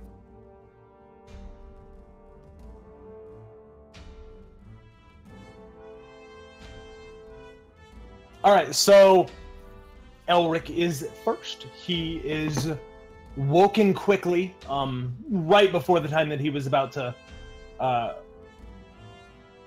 Oh well, I got it. I got the watches backwards, but so no. Okay, so this is right after you've gone to bed because you wanted to go first on watch, right? You wanted to wake up early. I wake up early, so thus I'm on second watch. Okay, so right before you were about to wake up, there you go. I had it right. Right before you were about to wake up, Feline begins yelling with a torch in her hand up, kind of waving it in the woods a little bit. Am I able to see or identify any issues, or do I need to roll something for that? Or... Give me a wisdom perception. Absolutely. +2. Yeah.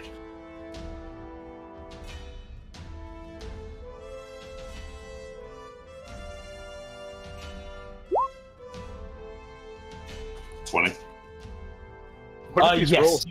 Yeah. So she's waving it in the air, and you see a pair of hulking figures rushing the group. All right. They're large. They're about Skald size. Gotcha. Possibly bugbears or something. I think I remembering that.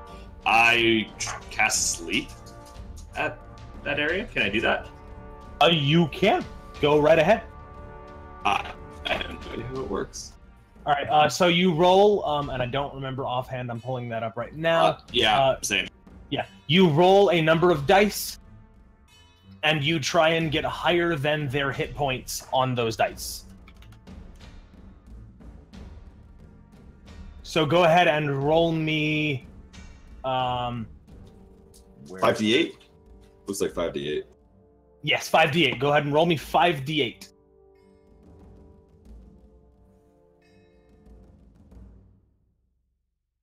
They are not umber. You better hope they are not umber hulking, Gabe. You better hope they are not umber hulking.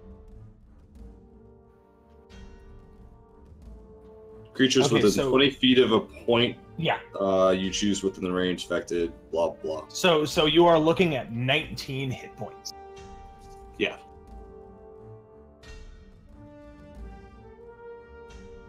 Okay. One of them, the slightly smaller one, falls to the ground. Like kind of stumbles and face plants. You're still not 100% sure what they are, though. Oh, that's perfectly fine. Yeah. Can I tell by their snore? I'm just kidding. They sound like beasties. Like, they are roaring, they are not yelling, so you can make that distinction. Fair enough. Next, we have Feline. Feline draws her sword. And can we... I want to try to... How many are there? So there are two. One of them just fell to the ground. Okay. She's gonna try to Misty Step behind the other one. Alright, cool. Yeah, that you should be within range for that, so go right ahead. Okay. And make your attack. Do I... Are you going to rage? Are you like So the two resources you have are raging and you are about to go to sleep. I am about to go to sleep, that's true. But can I do Misty Step, Rage, and Attack all in the same turn? Yes, you can. Oh no, you cannot. I am sorry. Misty Step is a bonus action. Raging is also a bonus. That's what I thought. That's why I didn't do that. Okay. You can still reckless attack if you are so inclined. I am not saying you should or should not. I am simply saying you can. Yeah, that's all right. Okay, attack roll.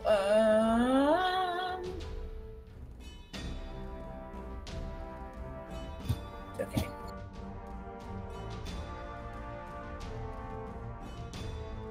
It's just the d20 plus whatever bonus your sword, whatever it gives you, right? Yeah. So d20 plus strength modifier plus 2 because. Oh, plus strength. Yeah, plus strength modifier plus 2. So that should be a 5, or no? I think it's in your case. You should be rolling a d20 plus 4. Oh, because the attack bonus is plus 4. Yeah, the attack bonus is created by a d20 plus your strength modifier. Oh, okay. Plus never mind. the 2. It's So the not number you have there. Plus 4 again. No, I'm so sorry. It's not. It's Yeah, been you're a good. hot minute. But with a 13, you managed to hit this giant. Now that you're a little bit closer to it, it looks from behind. It looks kind of it's a big hairy beast that's running kind of on all fours. Maybe like bear-like. Like again, you're seeing it from behind. Kind of looks like a bear. Yes, Articus. May I start my blade song? Sorry, I forgot about that. Yeah, go ahead. Thank you. So go ahead and roll me some damage. There you go. All right. Yeah, that hits pretty effectively.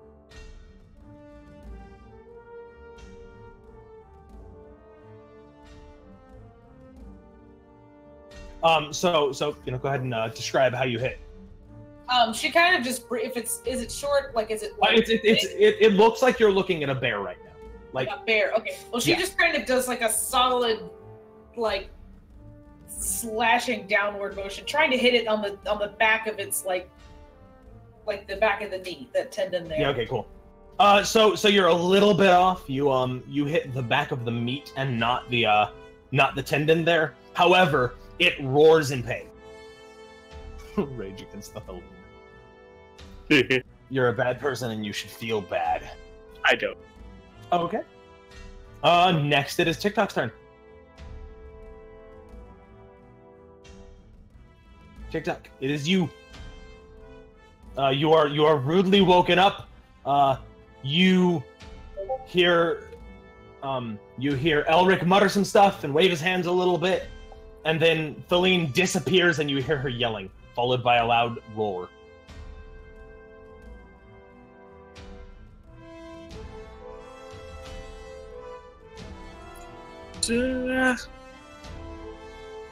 Yeah, I'll probably jump on the back of Skull and run over towards that area. Are they like far? I'm gonna say, I believe Skull has a 40-foot movement speed. Yeah, he should. It should be within a single movement for him. To get like on top of them? Yeah, to get right up on top of them, though you can't really see what they are right now, except big and hulking. Is there anything is there a fire going or? Yes, so, Feline dropped it, and so it's kind of sputtering, like you can see it's casting shadows against the trees behind them, but it's from a little bit of a low angle, so the lighting isn't great. But there's enough that you can see. The torch? Yeah. Can I grab the torch? You certainly can. I would like to run over and scoop up that torch and hold it up. See what we're looking at. Give me a wisdom perception check.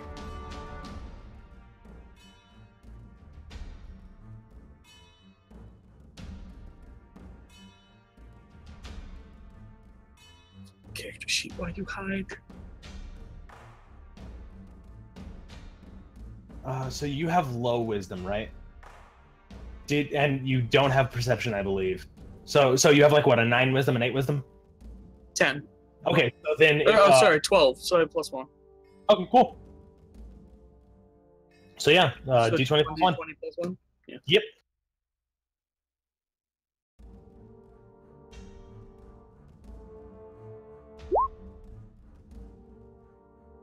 Yeah, 17. with this torch held high above your head and kind of peering, I guess in your case, into the woods, you see what look a lot like bears. Well, one is lying on the ground, the other is up, starting to turn around. But their faces are not bear faces. They have feathered faces with beaked mouths.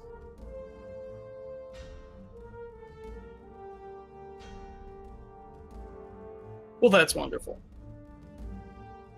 Do I still have action left? So yes, you will have a bonus action left because it takes an action for you. Or no, actually, yeah, you should have an action because it takes a little bit of movement to get up on the back of Scald, and it takes a free action to pick up the torch. So you still have an action and a bonus action.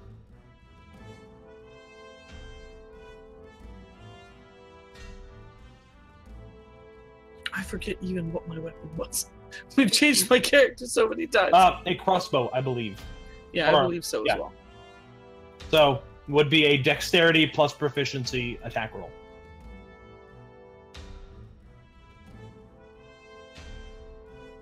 Does Skull roll initiative? What's that? Does Skull roll Yes, initiative? yes, he does. And he's right after. Right after TikTok in this case. So, I'm kind of boiling it into a single action.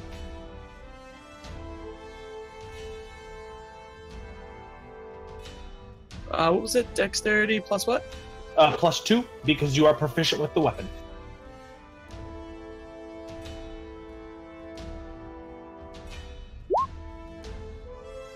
Not today, I'm not. No, 7. no. It shoots off into the darkness. However, is Skull gonna do anything? Shoot his crossbow. All right, cool. Go ahead and make an attack roll. Dart. Yeah, go ahead and make an attack roll for him. And what was 16 again? It's a plus 3, so he should have a d20 plus 5. He's decided. He, however, how does he fire his? It's a flick of the tail, and the barb comes out the end of the tail. All right. So he whips his tail out, and a gleaming bolt goes and shoots and embeds itself right into the right into this owlbear. Go ahead and roll damage. And what was that again? Believe a D8 in your case. Yeah. So D8 plus 3 because it's a dexterity-based attack. 10. Nice. It this owlbear, as it's turning to look towards something behind it. No, with your perception towards Thaleen, who is behind it now. It starts to turn and then kind of yelps as it's now getting pain from the other direction as well. Nice. Next, it is Tail's turn.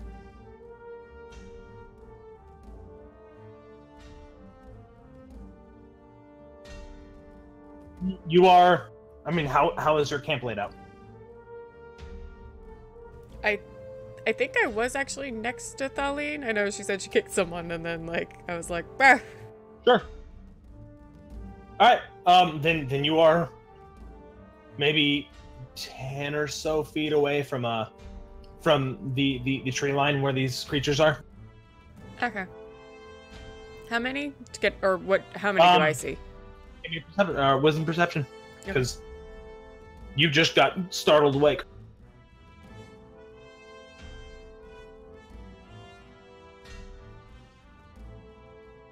22.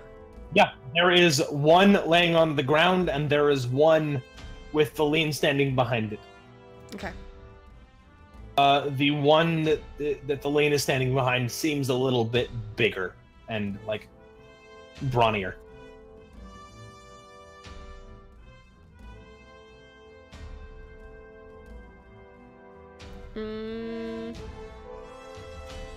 I will grab up my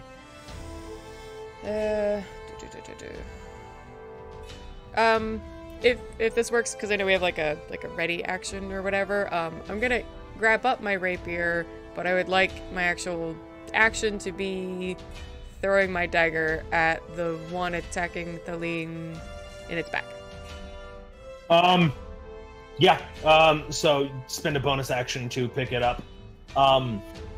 You will grab your rapier, take out a dagger, roll me a dexterity +2 on attack roll. Dexterity +2? Yeah, dexterity because you are, and +2 because you are proficient with daggers. 23. Yeah, that is a solid hit. Go ahead and roll me damage, which is a D4 +3. Or, I'm sorry, +2 because you have a dexterity of 2. 5. Alright, cool. That'll be me.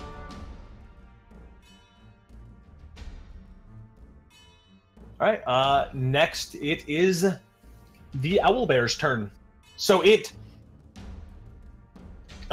feels the sharp pain of a sword across its leg, and it starts to turn, and then it feels two puncture wounds on its right shoulder. It kind of flails around wildly, and Thaleen is the one that is closest to it. So it is going to roll the hit.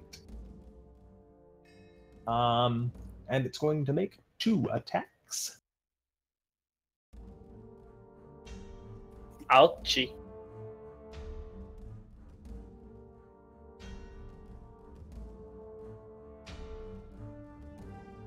Jesus.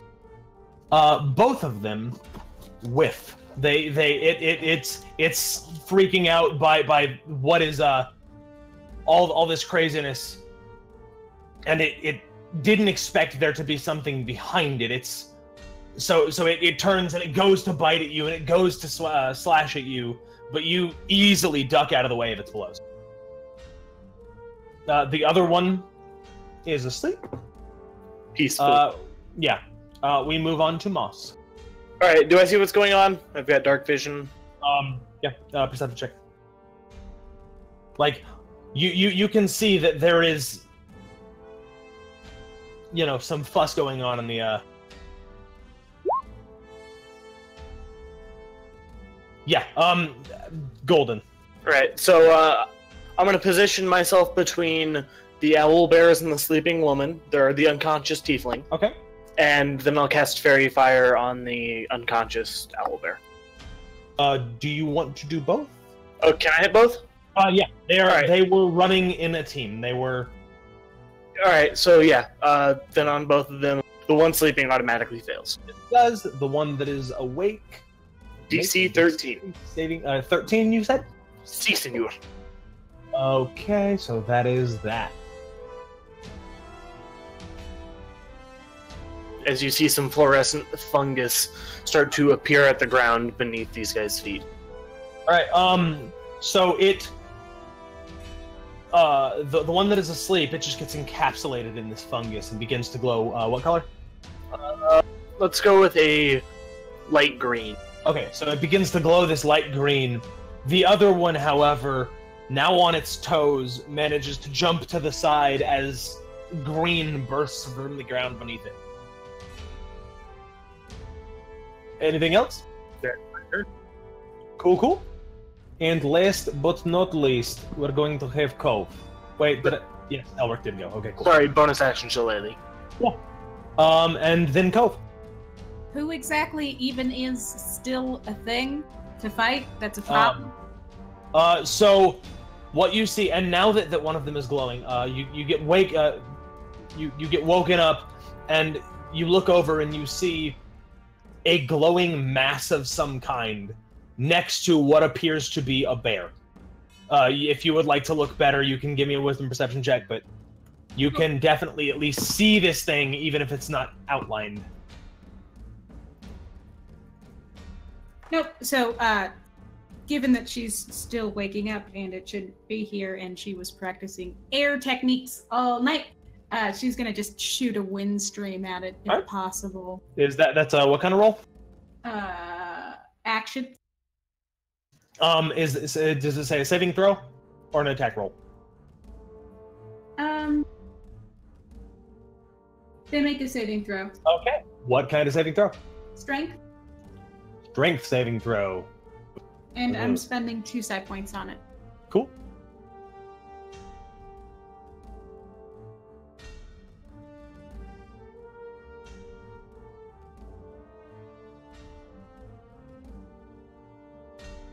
Unfortunately, like it feels this buffet of wind and just kind of leans into it. It makes it saving throw. Is it a save for half?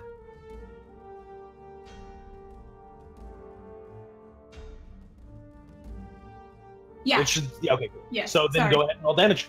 Not a problem. Like we're still learning. That's cool. So yeah, it makes it saving throw, but still go ahead and roll damage. Right. So, it feels this this rush of wind and kind of leans into it. And is anything else you're doing on this turn?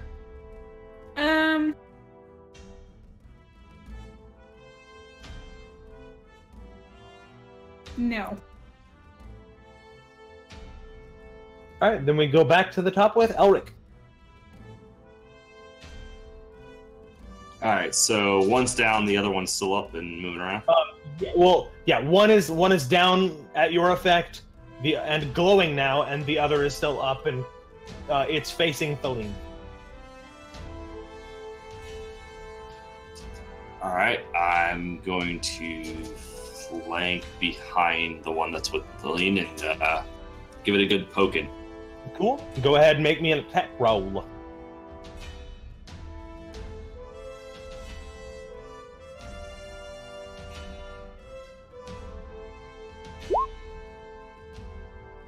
You hit it. You hit it easily. Go ahead and give me damage.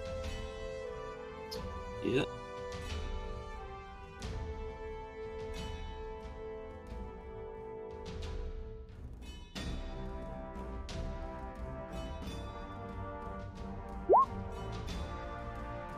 Beautiful.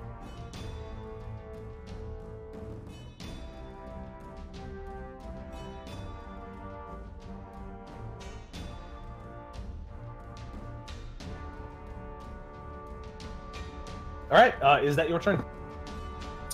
I believe so. I don't think I can do anything else. Cool. Next is Feline. I'm gonna hit it again, but I'm gonna rage first. All right. So we gonna rage. This is the most chill southern, like, I'm gonna rage first, Man, though. Y'all know we gotta get ourselves some raging out here. We can I'm- and get us some lemonade on the front porch. Oh yeah, I'm so mad right now. So I am mad. just steaming, boiling mad. All right. Let's see here. Rage is advantage on strength, +2 damage, resistance damage. Okay. All right, making an attack.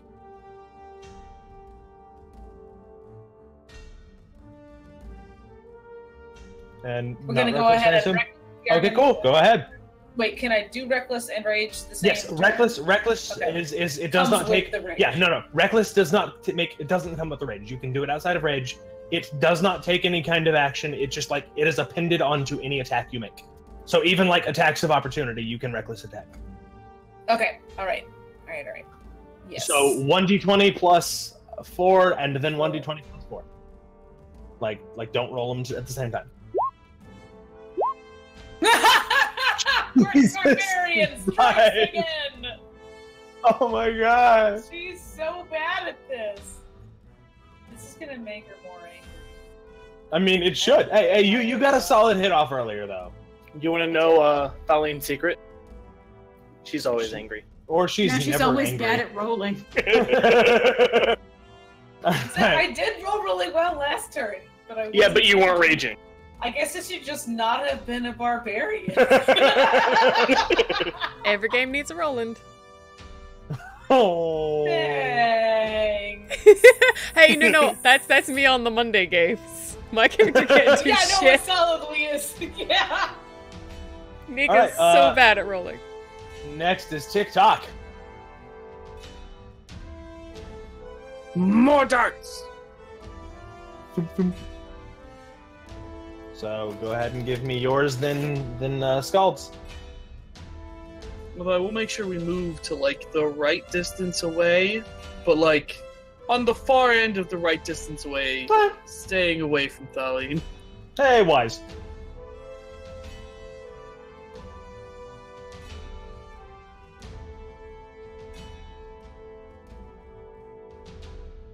Uh, 1d20 plus 5, right?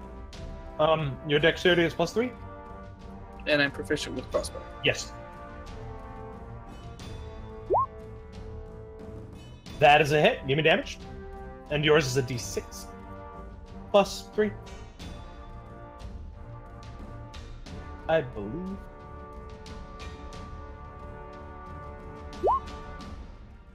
Nice.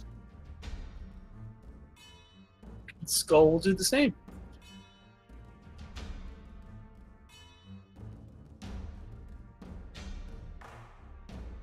Do we just roll skull too? No? Yep. No, We have switched roles.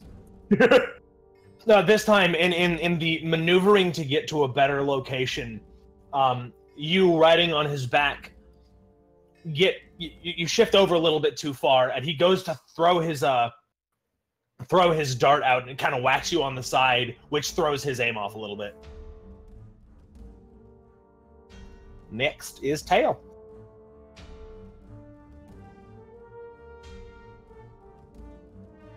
All right. Okay.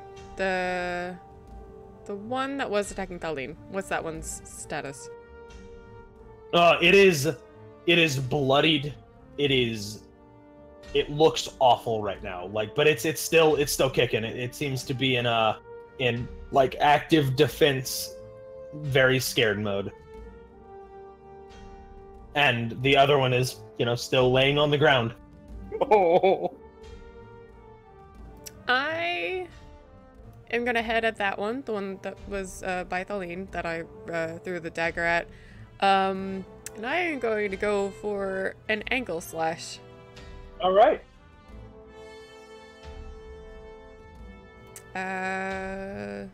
Dex plus 2? Yeah, it's Dex plus 2. I my curiosity, are these creatures common that you would slaughter on sight? They are very aggressive creatures. If you have done much traveling, you've probably seen them or heard that they are they're not nice. Yeah, owlbears are a very aggressive creature. And like there's a reason. Yes, you miss. You out of hand. You do still, and I'm reminding you, you do still have your bardic inspiration if you would like to give that to somebody.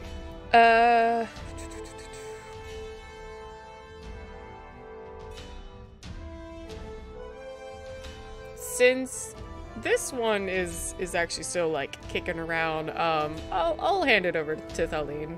You know, get that bard or the barbarian nice and juiced up. All right, cool. And that is how you do that, or how do you?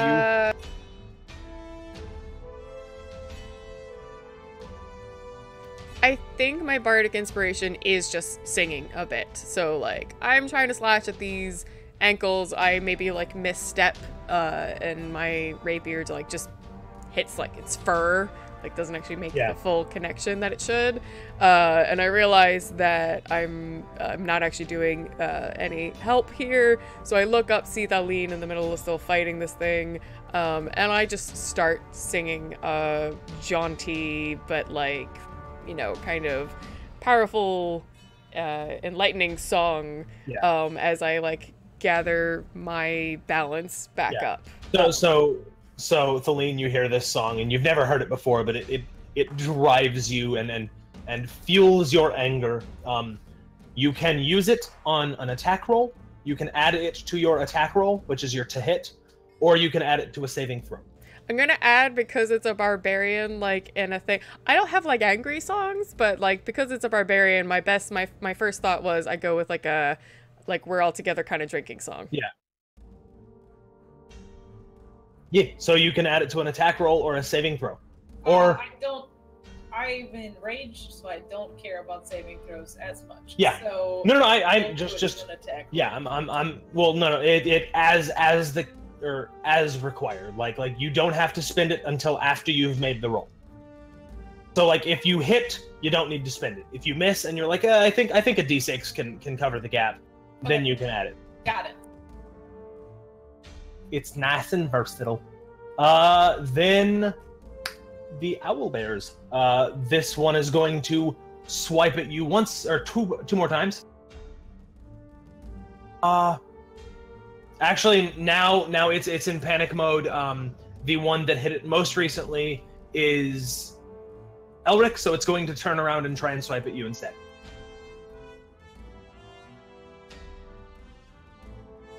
May I do a reaction? Yes, you can. I'll shield. What does that make your AC? +5. Let me pull that up.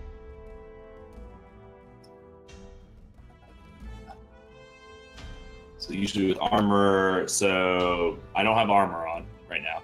Mm-hmm. So the shield, I believe, puts me to a 20. All right.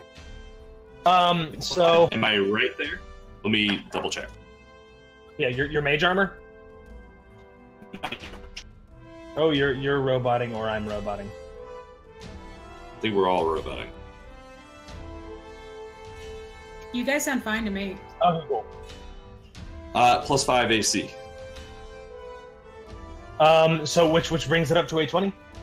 Yes, it is +5 AC. I know that. I don't know what your AC is currently. I believe it's a 15 without armor. Cool. Work it out. No, here in the future, like figure that out. I'll call it that. So it goes, and it goes to swing at you, and you dodge out of the way. Not even a problem. And then it goes to bite at you, and it's coming right for you. You throw up your hands and make an arcane hand movement with your hands, and it bites down on the shield and breaks right through it.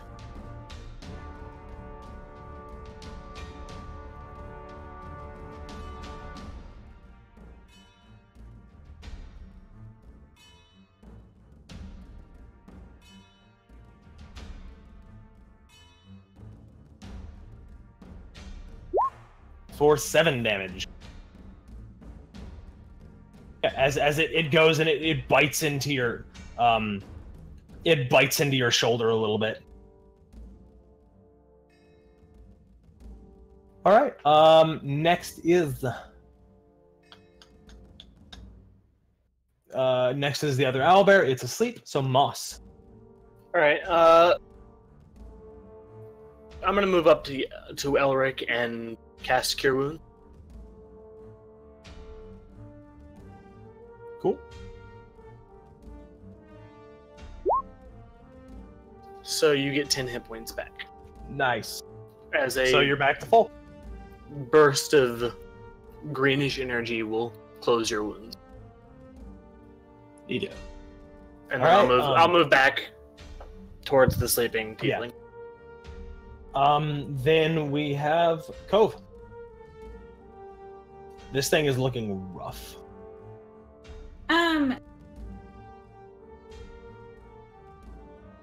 Yeah, no, she's gonna try and desiccate, and that's going to be basically a few words in Aquan to trigger the effect. All right.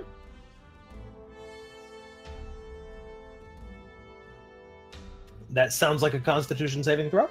I believe so, but like I'm scrolling real fast. No. Yeah, I got you. Constitution Sounds like a saving Constitution throw. saving throw. Yeah.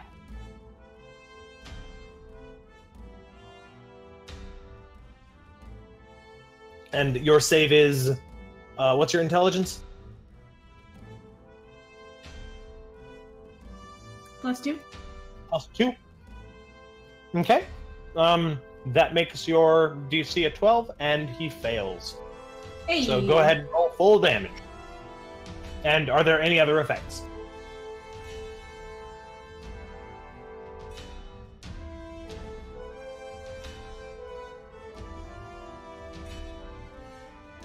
No. All right, cool. Then just roll damage. That's better.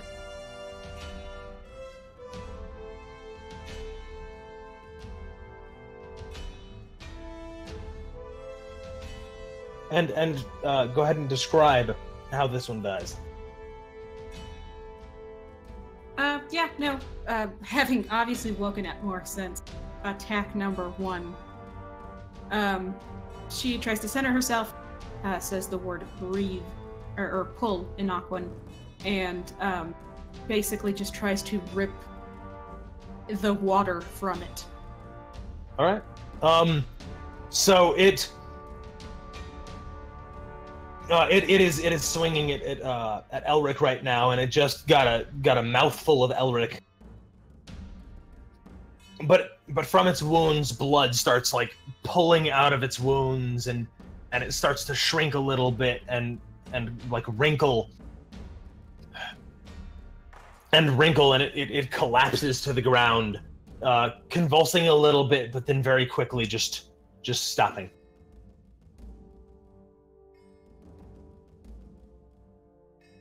And we are back to Elric, who knows what is going on with this other one, and is the only person who knows why this is asleep and not dead. Yep. So the one that we just did is down now. Yes. All right, cool. Yeah, it's desiccated and just looks awful. Well, first had pain, then had healing, and now just has that normal numb, like, ow, Yeah. I got bit, but now it's fine. The other one's asleep, and he kind of shakes his sword a bit. Yeah, go ahead. Oh, I just said that aloud. Oh, okay. It is asleep for a minute, by the way. So you don't have too much time, which is the thing you would know. Right. Cool. We should slay it. Is that all you do? Approach it. All right. Then that makes it like Feline, I guess, or like what is the plan? You have seconds to plan this. Yeah, I was prepping to attack it, but not until everyone was ready. Yeah. So like, what is the plan, guys? You don't have much. You don't have very long to prep for this. Do it, Queen. I agree. Okay. So yeah. Pauline will walk up to it and like get a big swipe to try and decapitate it. So I'll go in initiative order for now, but Feline is next. I will basically skip his turn because you're all preparing at the same time. You're at advantage because it is both prone and also glowing. It has flecks of fungus glowing. So what do I add to that? It's so that's each individual roll is 2d20. So it's like a reckless attack. So d20 plus 4 and then d20 plus 4, then d20 plus 4. Yeah.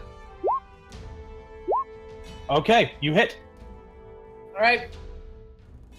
So go ahead and roll damage. Do I get any bonus damage? Yeah, you're raging. So that's a plus 2. Plus 2 to damage. Okay, so it's plus 4 damage. So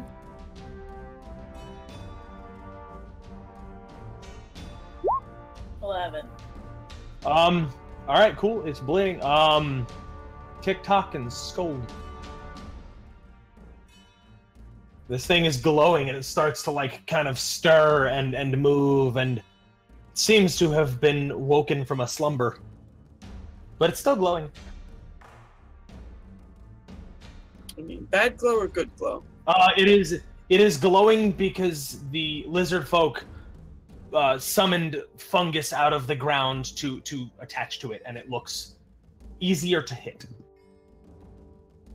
Is there friendly fire? No, there is not. Well, only with area of effect spells, so not with crossbows or anything. Yeah, we'll just shoot at it. Cool. Go ahead and that's a straight roll because it is smaller profile. It is on the ground, but it is also glowing and very easy to see.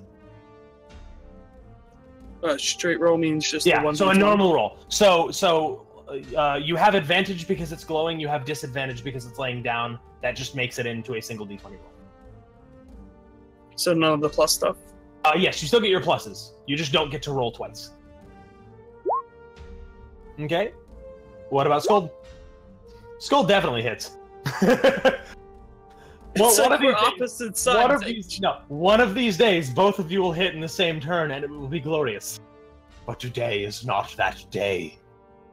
So for his damage, what was it? 1d8? D8 plus 3.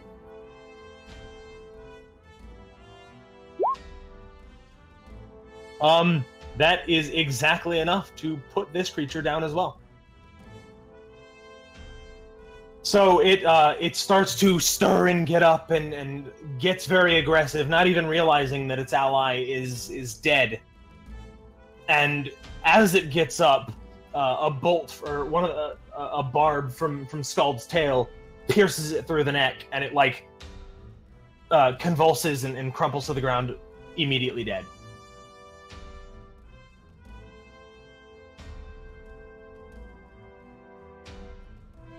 Yeah, after that we will still step back from Thalian, like far back. Outside of rushing distance.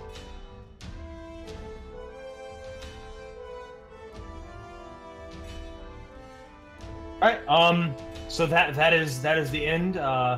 Like Feline, you're still raging, I don't know, It takes her a hot second to calm down. She's not like ever instantly calm.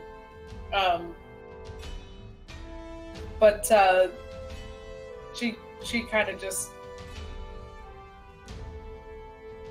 does a walk to calm down. Yeah. All right. So that is the end. You have 2 dead owl bears. Cove is going to go to the better looking of the two and start to prepare things like skinning and gutting and all of that. All right. So when Feline comes back, she'll help you. Yeah. So you'll notice that this is a borderline juvenile one. What was happening is this older, or the bigger one was kind of like starting to show its child the ropes. Ouch. So yeah, the older one is mangled. The newer one only has a bolt hole in the neck and a single slash mark. So it's mostly salvageable. Yeah, no, she'll go to it and start with the stomach, making sure that the bladder's out and not in the way and contaminating shit like the meat.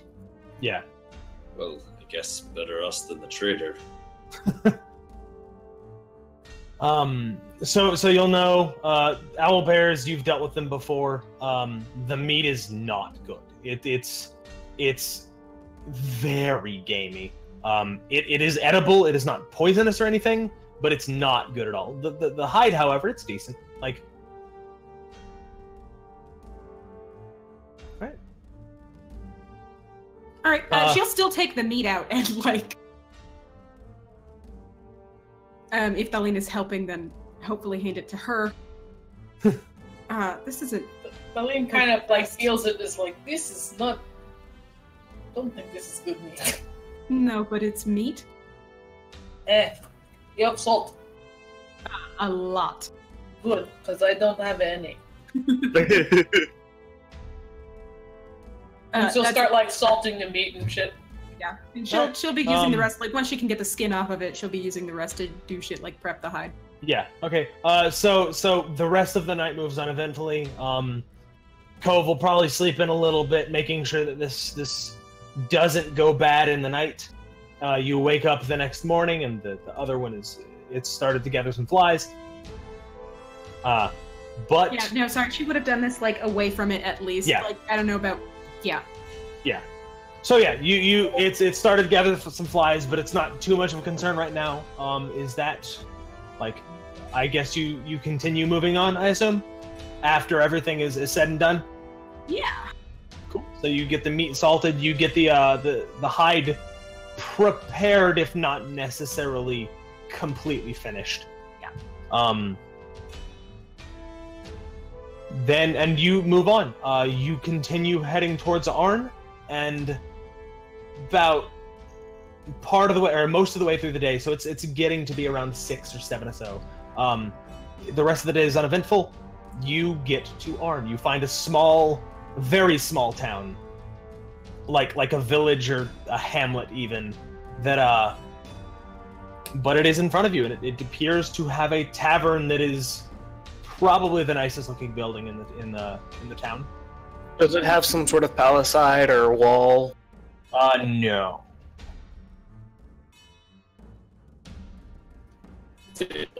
How big is it, the population wise? Maybe 200 people. It's not huge, but sized.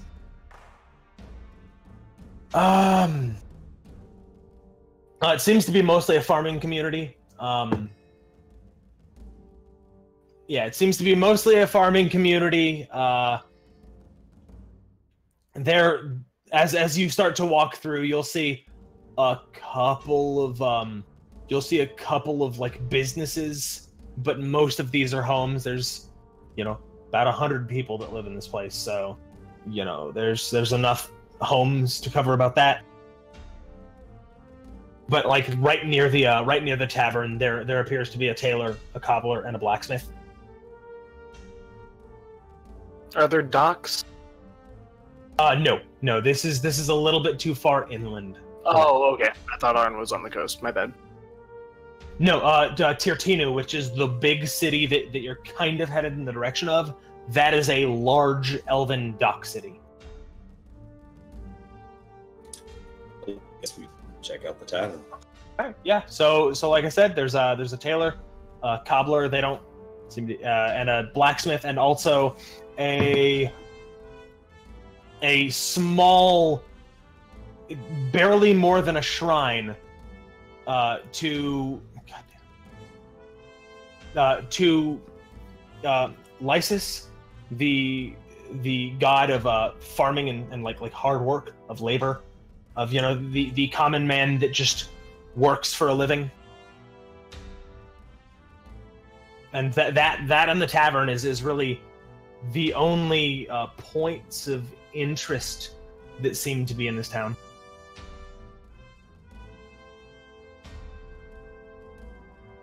Right.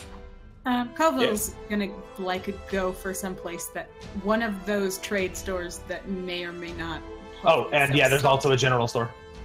But yeah, like she just wants to buy salt. So Yeah, actually, Thelmy does too. And paper.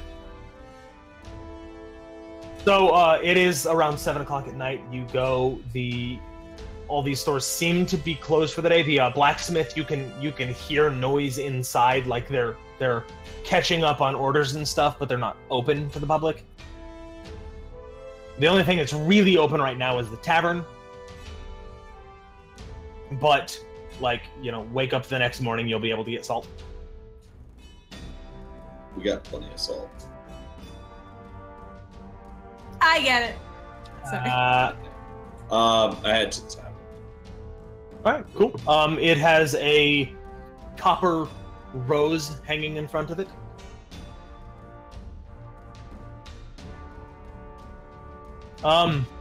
And Cove will also go to the tavern. Moss will make his way to the temple. cool. It is not locked like the other ones.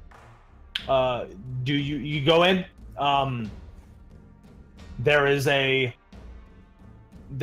older human woman. Yes. Yes. We have a sick person who is. Oh, yeah, yes, of course. Bring them in. Moss will go back out and. Would someone like to help me carry? He gestures towards the unconscious tiefling to the temple. Yes, I will help. Thank you. And presumably we'd make our way back to the temple with the tiefling. Yeah. What is Renewil doing? He is. Actually, he will probably help you carry the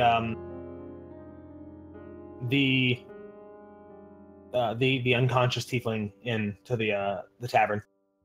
He has been kind of doing the bulk of the work with this unconscious tiefling because he doesn't bring much else to the table, and he knows that.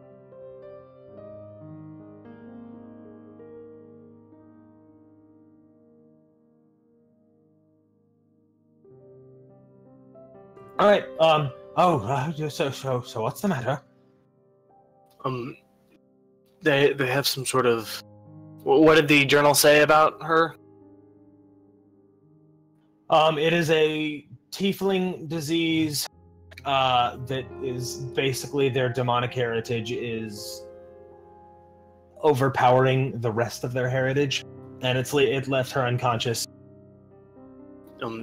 Her demon half is a little bit more powerful than her human, or. Oh dear. So we don't really have the resources to carry her around everywhere we go. It wouldn't be safe. If I leave you some money, could we keep her here for a while? Yes, I suppose I could take care of her. You said her demonic half. Is she dangerous? No, it's just a tiefling thing. I'll have someone come over here and tell you a little bit more about it. I don't know much myself. And so like when you say she's not dangerous, this old woman will she'll like hesitantly walk over to this tiefling and begin kind of doing a bit of a medical examination. I suppose she seems all right. All right, Moss will leave all but 5 of his gold with her. How much is that? You never really gave me an amount. Oh, okay, cool. So then, 10 gold plus yeah, generic life earning. All right, cool. All right. Well, thank you. I will do the best that I can to care for her. If someone knows more, I would be help. All right. Thank you. And he will slowly make his way to the tavern. Yeah, she will bustle off into the back, and you'll hear some rattling as you disappear. Colleen kind of like looks down to Moss like as they're walking. Wait, hold on. How tall is Moss? Tall as Colleen. 7 foot. Oh no, he's taller than her. She's like 6'3", I think. Yeah. So she kind of looks up to him and is like, "You are very generous." It's the least I can do for someone who has not been dealt a good hand.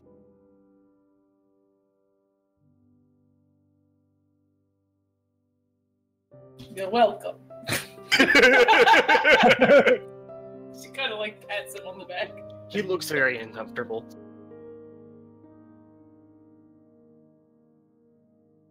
And he will make his way to the tavern. All right. So the rest of you enter. It's not very busy in here. There seem to be a little bit busier than the Golden Sword was. There's people sitting here and there at the there's people sitting there or here and there, kind of minding their own businesses. They look at this strange group that walks in, and they all kind of stare, but don't otherwise seem to they don't say anything or really get up. Oh, yeah.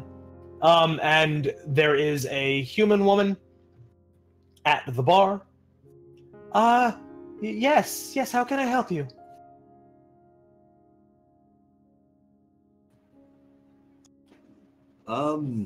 Looking for a pint and some food. I can provide that. And some information. I might be able to provide that as well. Heard there was some sort of undead problem here. Oh, yes, yes. Are you? She looks kind of warily. I'll sidle up alongside Elric and, in a very casual, not threatening way, put like my rapier on like the bar. Like I'm just setting it down. Yeah.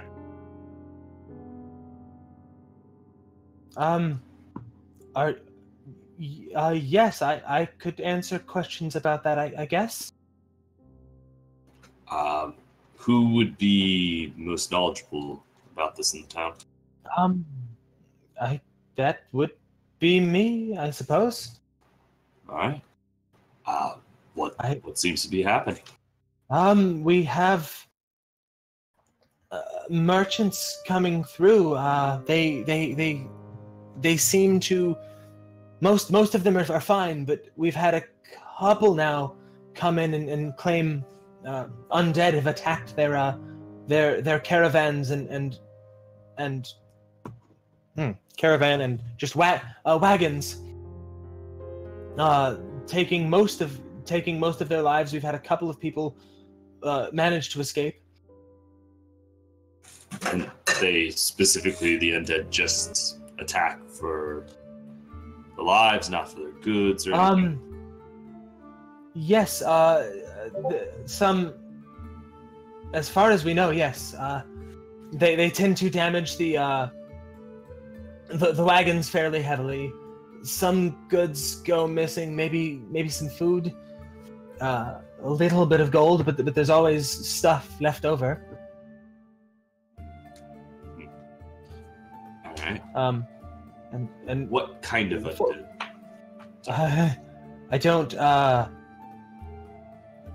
I don't quite know how to answer that. When they're attacked, do they say skeletons, zombies? Not skeletons. They have flesh to them, I suppose. No one's told us about skeletal remains, but zombies are, I guess, good an answer as any. And when you guys find the wreckages, are the bodies still there? No, they are not. They All right. Most of them. There are some that are heavily injured and damaged. She like seems to be a little pale to the skin. This is an uncomfortable topic for her to talk about. Right. Thank you for telling me this. Yes, of course. And he'll talk to Tail kind of in a lower tone. That implies some sort of intelligence. If they're collecting gold, collecting bodies, probably dealing with some sort of necromancer of some sort. I'm gonna nod at that, but ask him, okay, so necromancer, I get that concept. Are we saying that the things are sentient enough to make their own decisions, or they just can follow orders and they're not just aggressive hunks of flesh and bone? Zabani, correct me if I'm wrong, but I'm pretty sure they act upon commands. They're pretty simplistic automatons. Yes. You met a couple of necromancers in your schooling, and they tend to follow orders. They're not automatons. They can follow an order fairly well. Like they have like 3-year-old intelligence or so. So if someone said command, kill caravan, gather good stuff. They have some level of intelligence, but they don't have really any decision-making skills. Like they're borderline better than animal intelligence. And if left feral, aka no one's commanding them, they just attack mindlessly, I assume. Yeah, it's, as far as you know. The necromancers that you dealt with don't really like talking about that much, so you didn't get too much information. Alright. Well, if they're taking gold food and the bodies, then it implies, again, that someone has given them a command, and they can follow pretty simple commands. Like, get gold, get food, grab bodies and drag them this way. That was to Tail. I'm talking to Tail. Oh, I'm sorry. Like, I was half listening because I thought you were talking to the bartender. Just give me the wrap-up real quick. Oh, yeah. They basically, they can take basic commands. Grabbing gold, grab food, grab bodies, and come back to base. Well, that doesn't sound too bad. Good to know, though. Keep our guard up on how the type of orders they might have and their skill. Problem is what kind of necromancer it is. Random human, unhappy cultist, bigger, greater undead power. I don't know. I think the bartender like kind of explained what some of the details that have been happening in town, but with Elric's like out loud kind of talking it through, I'm gonna look to the bartender and say, does it seem like just vandalism and thievery, or does it seem like there's a bigger plan happening with these things? I certainly hope there's not a bigger plan. That's why we want this problem solved before it comes to our town. Of course. But so you were saying it seems like a almost like bandits except dead. Most caravans make it through no problem. Okay. All right. Well, then that doesn't sound like any sort of end of the world scenario.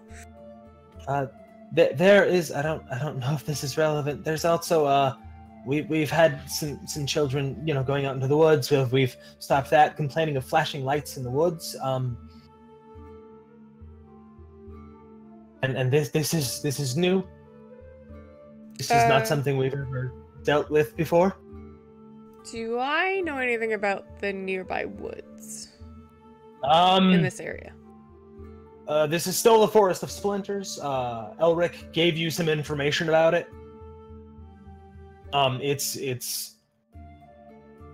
It's not particularly infested with anything overly dangerous. Like, yeah, there's some owl bears and there's some dire wolves and some aggressive creatures in this, but this is a fairly safe forest, relatively speaking. Okay.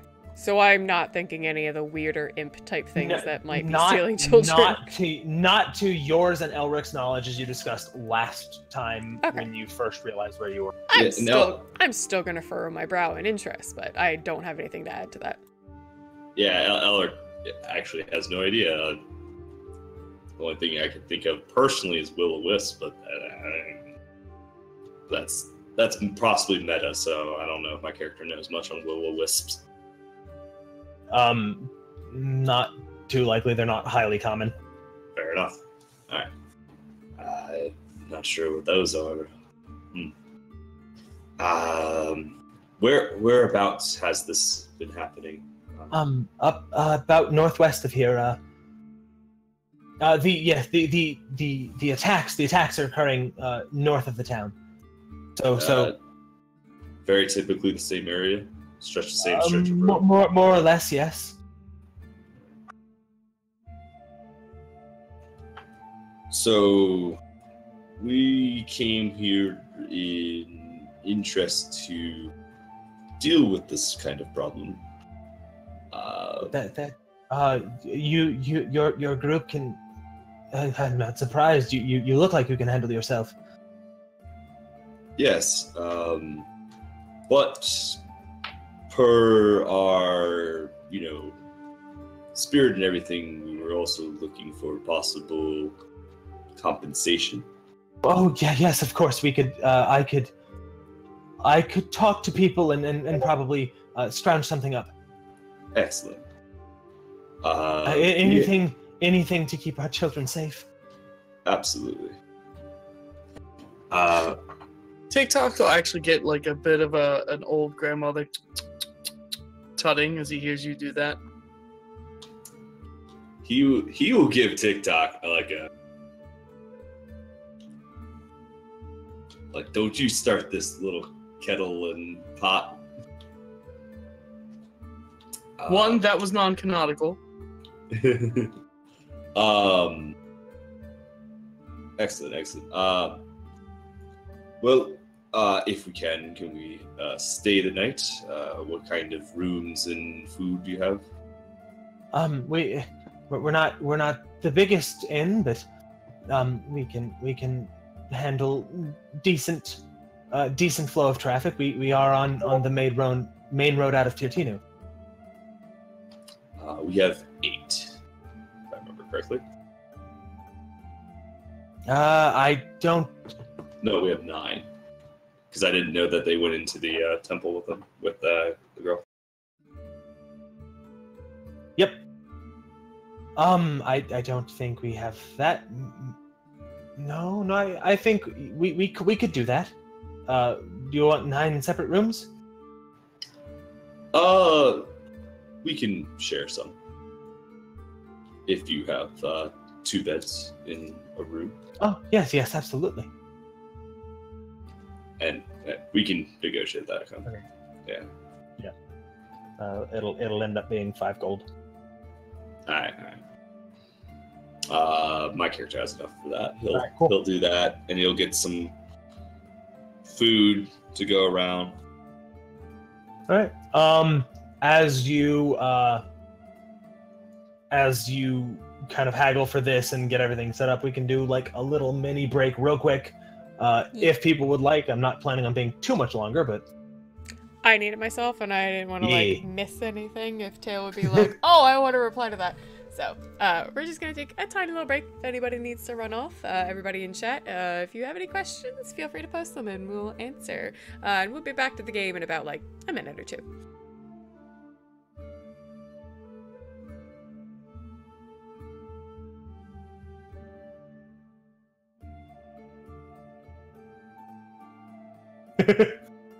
Yeah. Don't want to live in sin. That's whew. So then, Is it gonna be same ring partners, or are we switching it up this time? It's up to you guys. Yes, sir. is there a well-known courier service for like messages and stuff? There's well-known, maybe not, but it tends to be more like there are courier services individual like mom and pop courier services per town. All right, because like Moss is trying to figure out a way to let this old lady know how to contact him, like after they leave town. All right. Because of it, like, does the tiefling lady need to eat? Not to your knowledge, no. All right. So like that gold's gonna last a long while, but yeah. He doesn't want to make it impossible to reach him. Yeah. And you are about 2 days south of a fairly large city. Yeah, but until we settle down, Moss isn't going to have a dial extension 200 to reach the lizard folk. Yeah.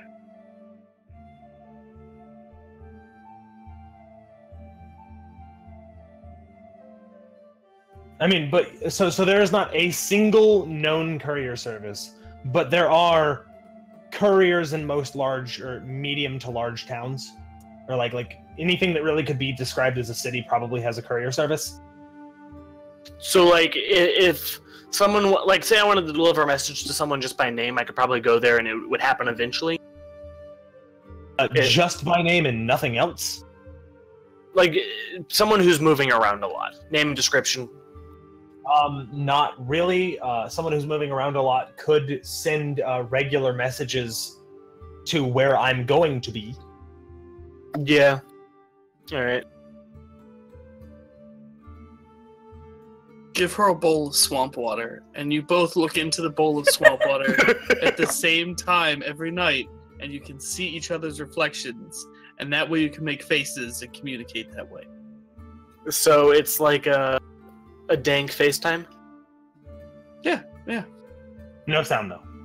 Well, like there is sound, but it's only just like a. So if you speak Aquan, it's fine.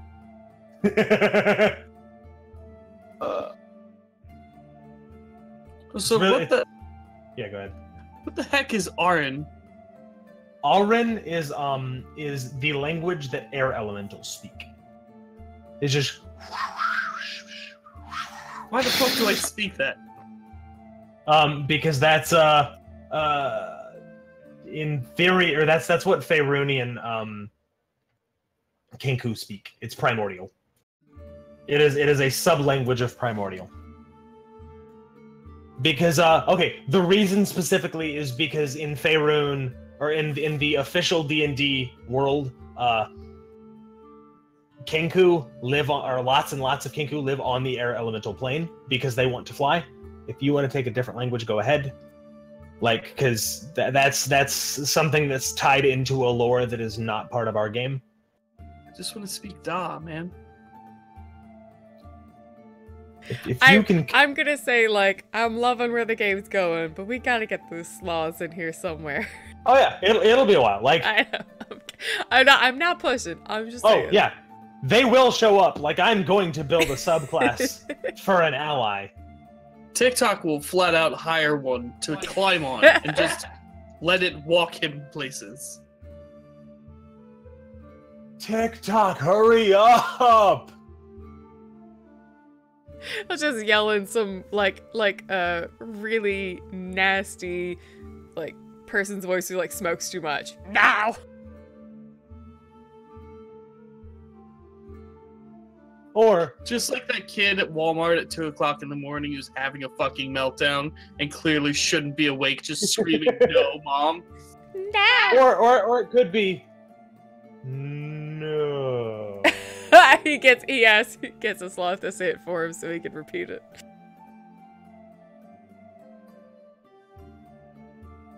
Or like a super, super slow laugh. Just, ha.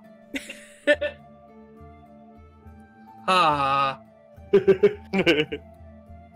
Just like halfway through the conversation. Ha. Again.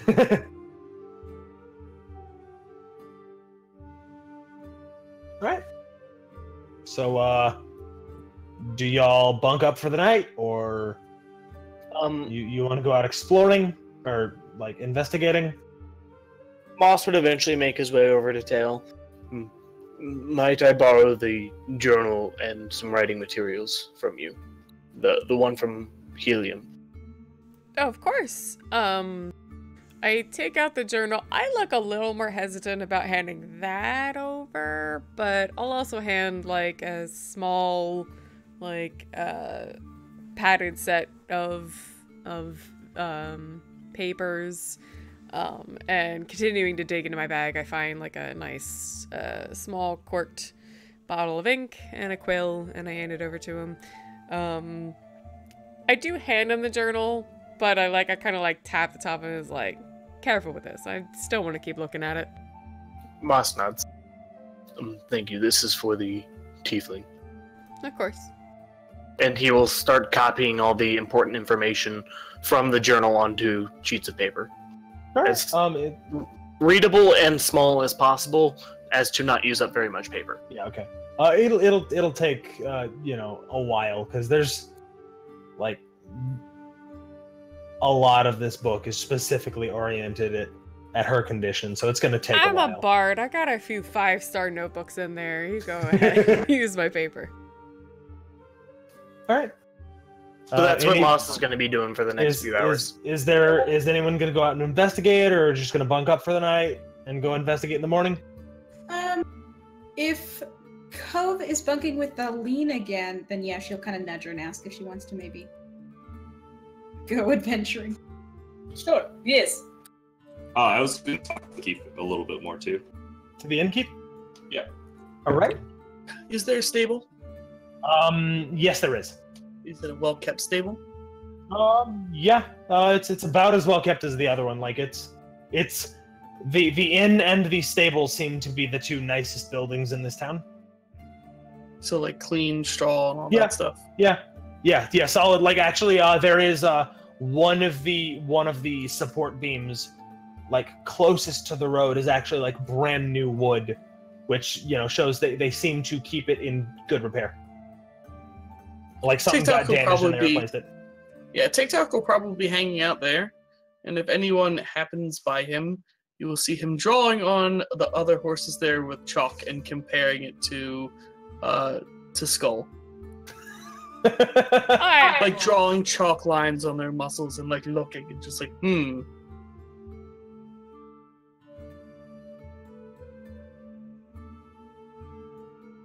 Yeah. Otherwise, after securing a room, I will trail after TikTok. As I typically do, I give him his own space. He's his own person. He's not like my pet or anything. But so like I just like stand back for a little bit and watch him start to do this. And a smile on my face keeps growing as I realize what he's doing. Give me a wisdom animal handling check to see. Ooh. But to finish, while he does that, I'm gonna like stand back with my arms folded, just kind of smiling and watching what he's doing. I'll say my next move after his roll, but otherwise I'm gonna go up and talk to him.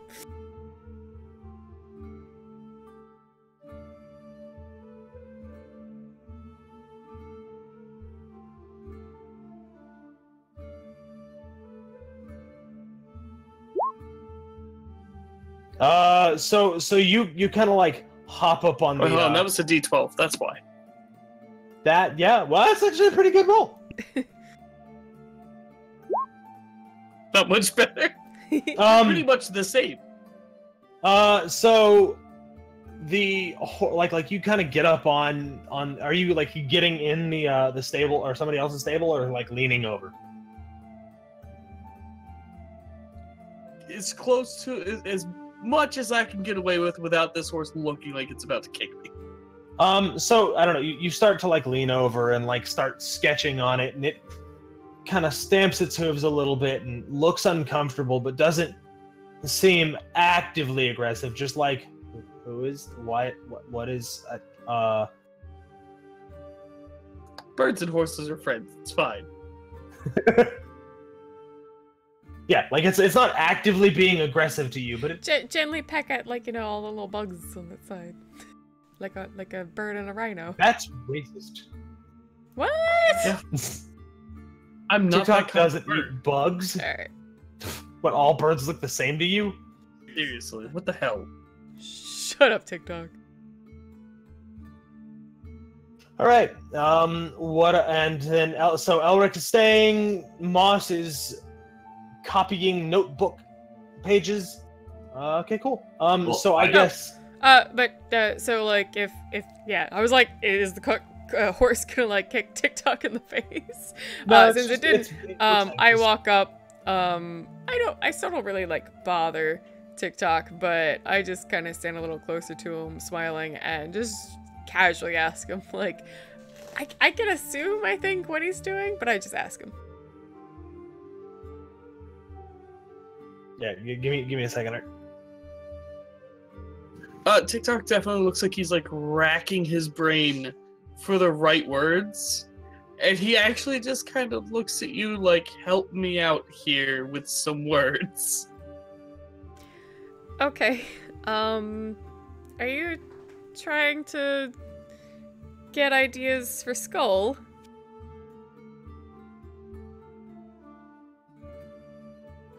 He'll like rack a little more and look, and he'll start going in like the driest, like schoolmaster old teacher's voice on about how you fit a wagon wheel to an axle so that it doesn't rub too hard and it reduces stress on the horse's back. Okay, you could have said yes in any of the voices you've memorized how to say yes. Oh, you so snarky. He'll just look a little sad. He was really excited about wagon wheels. I like ruffle like his head feathers a little bit. I'm just teasing. This is interesting. What have you figured anything out yet to make it better? And we'll we can downplay it from there, but like I just wanted to actually show that like I was interested in what he's doing. Yeah. All right. So you continue talking and pulling teeth from TikTok to try and get exactly what's going on. I know how to work with him. You know how to work with him, but it doesn't mean it's not. It doesn't mean it's the most fun thing. It's still a puzzle.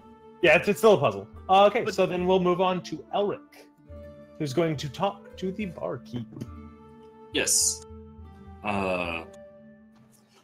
So now that I have like probably some soup and ale in front of me and everything. So, this might be maybe an obvious question, but has there been any unusual travelers just before these undead showings? She'll kind of look off and not. I mean, yes, but this is one of the main roads down to the Sea of Dust. It's hard to tell who's unusual and who's just an adventurer or a strange merchant. There are a lot of unusual travelers, and she'll kind of like look at you and like look at the water genasi and the elf barbarian. Like a lot of unusual travelers. Yes. Any of them mages, wizards? The occasional. I'm sure there are more than I know, but the occasional comes through. And were there any that showed up just before the undead substitute?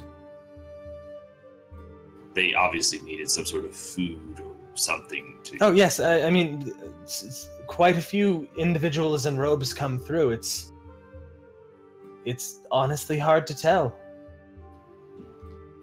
No one in particular. Huh? No one in particular.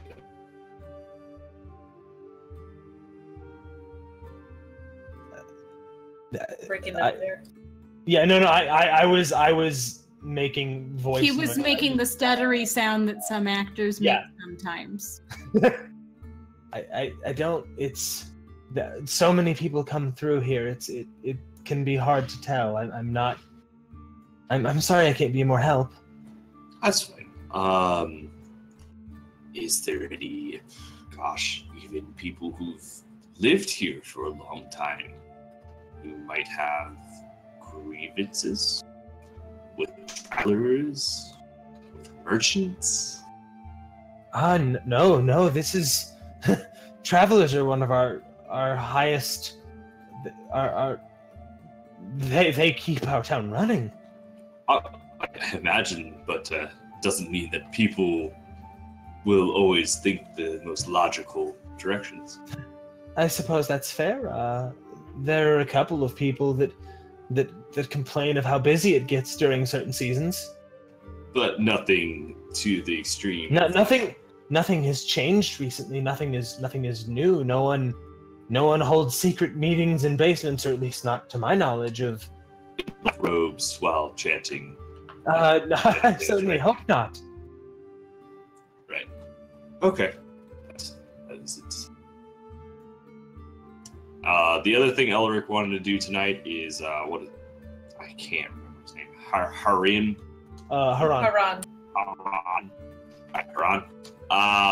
He's going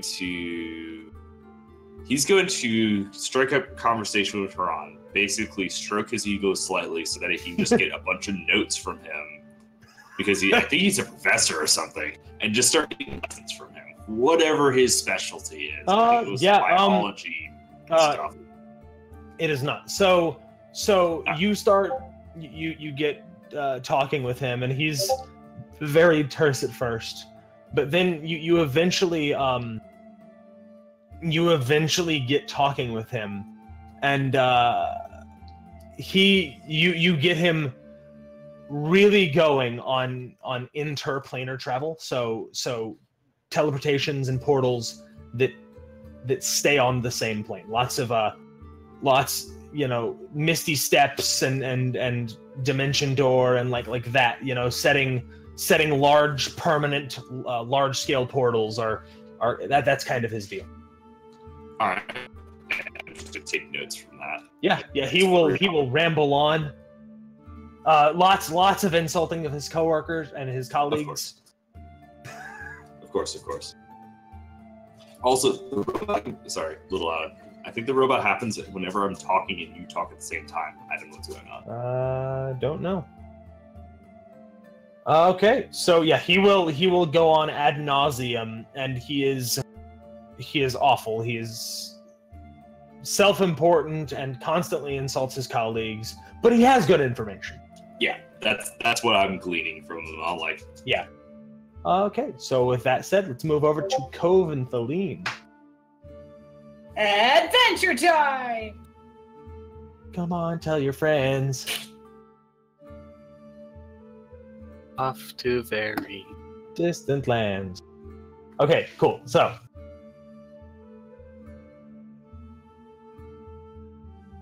okay, so where are we going? Where do you want to go? Well, if we can figure out where they're coming from, or scout the area in advance, I think it'll help for tomorrow or whenever the others are ready. Okay, sure, yes. It's a good idea.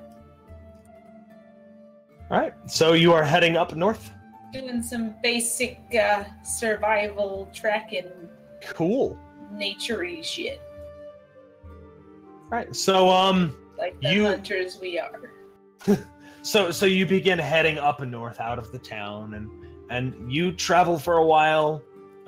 Give me one of you pick between the two of you. One of you roll an advantage wisdom survival check. Hey, I think I'm better at it. No offense. Yeah, no, I think you are. Go ahead.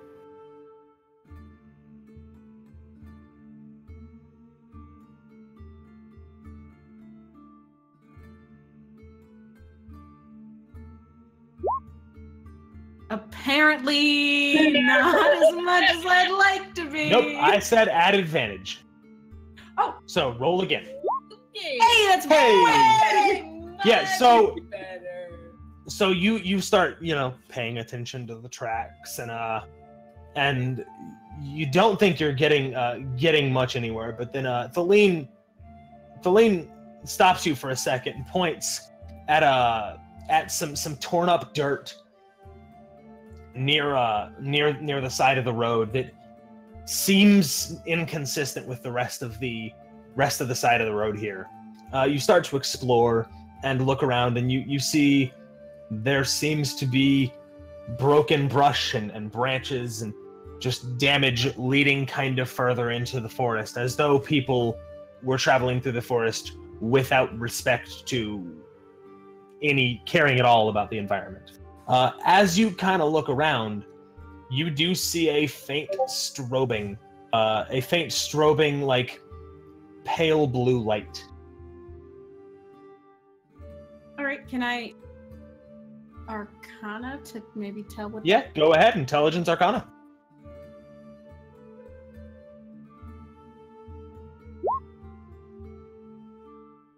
I'm really glad I'm doing well at these rolls, because I'm counting on Thaleen to do well at combat, because I fucking can't. I'm the Roland of this group. So you look, it's hard to tell. It's very, very faint over just kind of the mist of the night. It's hard to tell exactly what's going on with this. It's pulsing light.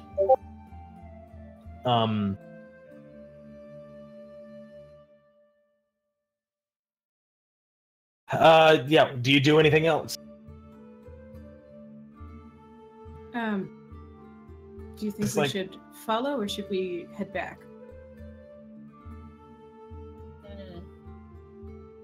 Think we can find it again? We can set up markers, maybe. Do you have anything on you to do that? I don't know. What kind of marker are you looking to make? The kind that'll help us find our way back, that might not get immediately destroyed by whatever's in that direction. You can mark the trees. Okay.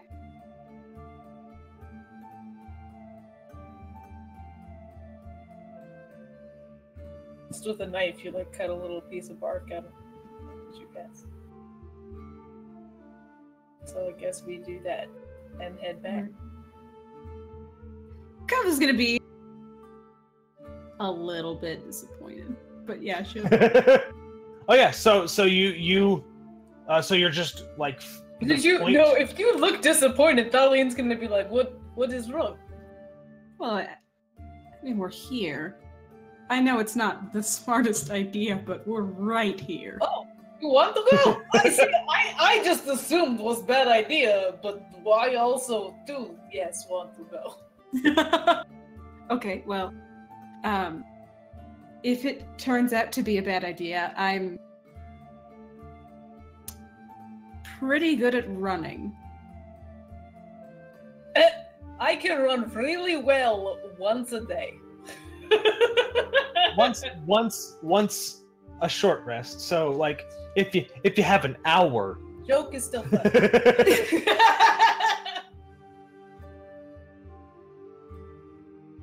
Well, let's do it, and then maybe regret it, and then run home. This is good plan. I like plan. Kof will kind of give her a shoulder pat. It's nowhere near as hard as Thaleen has ever done it to anyone. She returns it to Cove as well. Yeah, no, and she'll make it harder, as it happens. All right. So with that, if you're going to be going deeper into the woods, I need probably a dexterity stealth check, unless you want to traipse. Right. Like you're fully allowed to traipse if you would like. No, I'll pretend to. I'll sneak adjacent this. I am not proficient in stealth, so then that is just the dexterity check. Okay. Hey, same thing. These are the best people to do this. It's 13 for me. Yeah, this is great. 8. It rhymes with great. And that is where the similarities end. Give me a moment.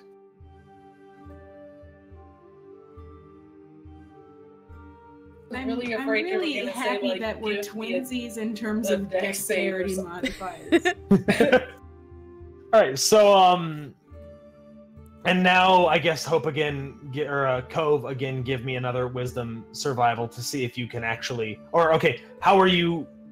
Because you don't see like a specific point that the pulsing is coming from. It's just kind of in the mist because it's a little bit foggy tonight. Nothing. It's not pea soup fog. It's a thin, wispy fog. So how are you navigating this? Are you going to be following the tracks? Mm-hmm. Yes. Okay, then give me another Wisdom survival check at advantage. Okay.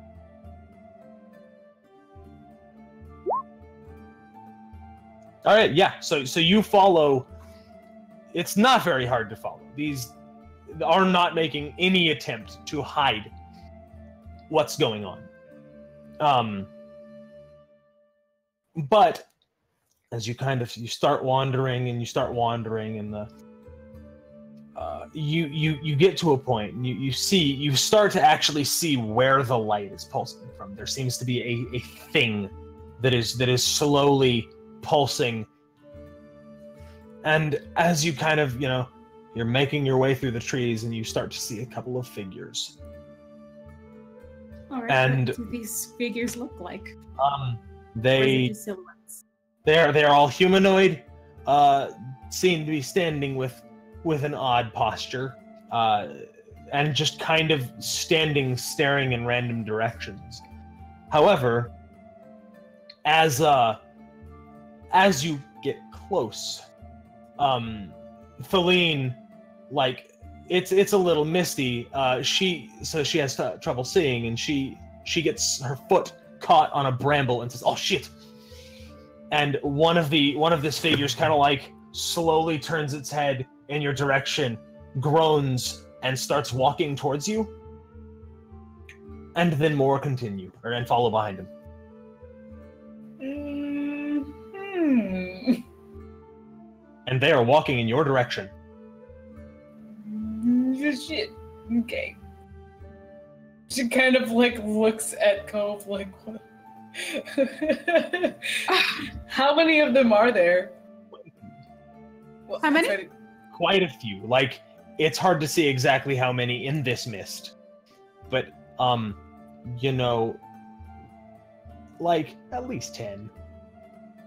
That's too many. That's many. That's more than a few. Okay. That's you too many. That's too many. Like at first you see a few, and then you start to see more and more silhouettes. We see too many zombies. How many? The end. Too many. How Yeah, many? you start to see more silhouettes as they shamble in your direction. So many. Okay. Cove is going to look at Feline. Run?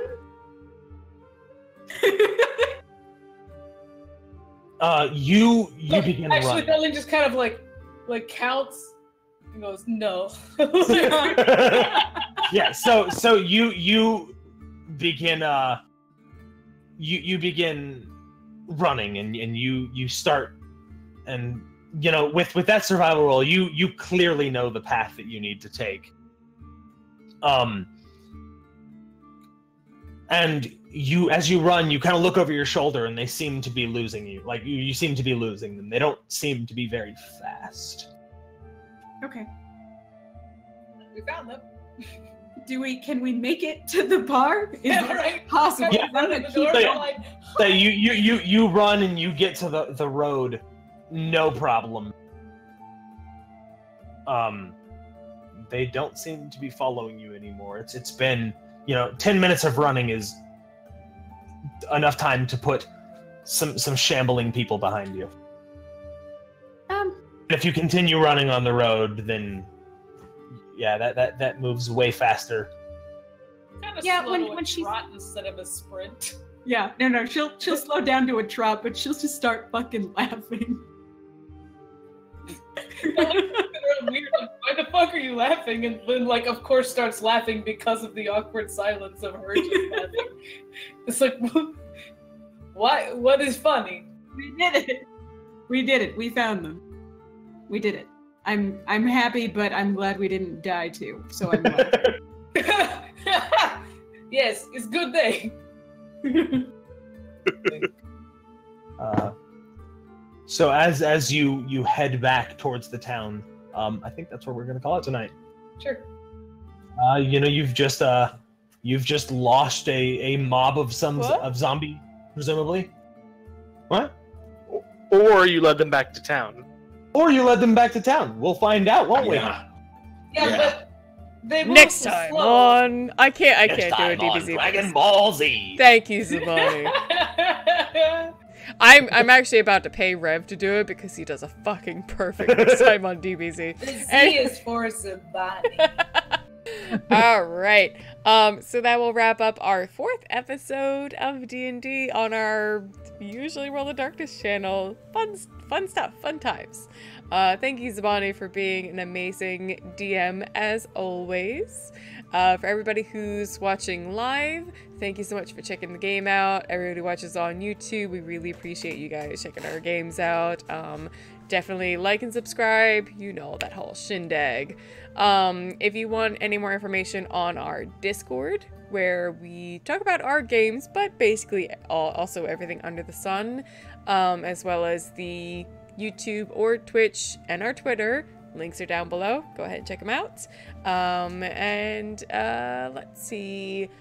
Okay, yeah, we had a couple bad weeks, last couple weeks, people being busy with real life stuff, but this coming week, we should have Monday Vampire, Tuesday Vampire, and Friday D&D. A full, nice roster to get everything back in swing. So we will see you guys live. We'll check you guys out on your YouTube comments if you're there. We love you all. Thank you so much for joining us and enjoying our games. See you soon. Bye. Bye.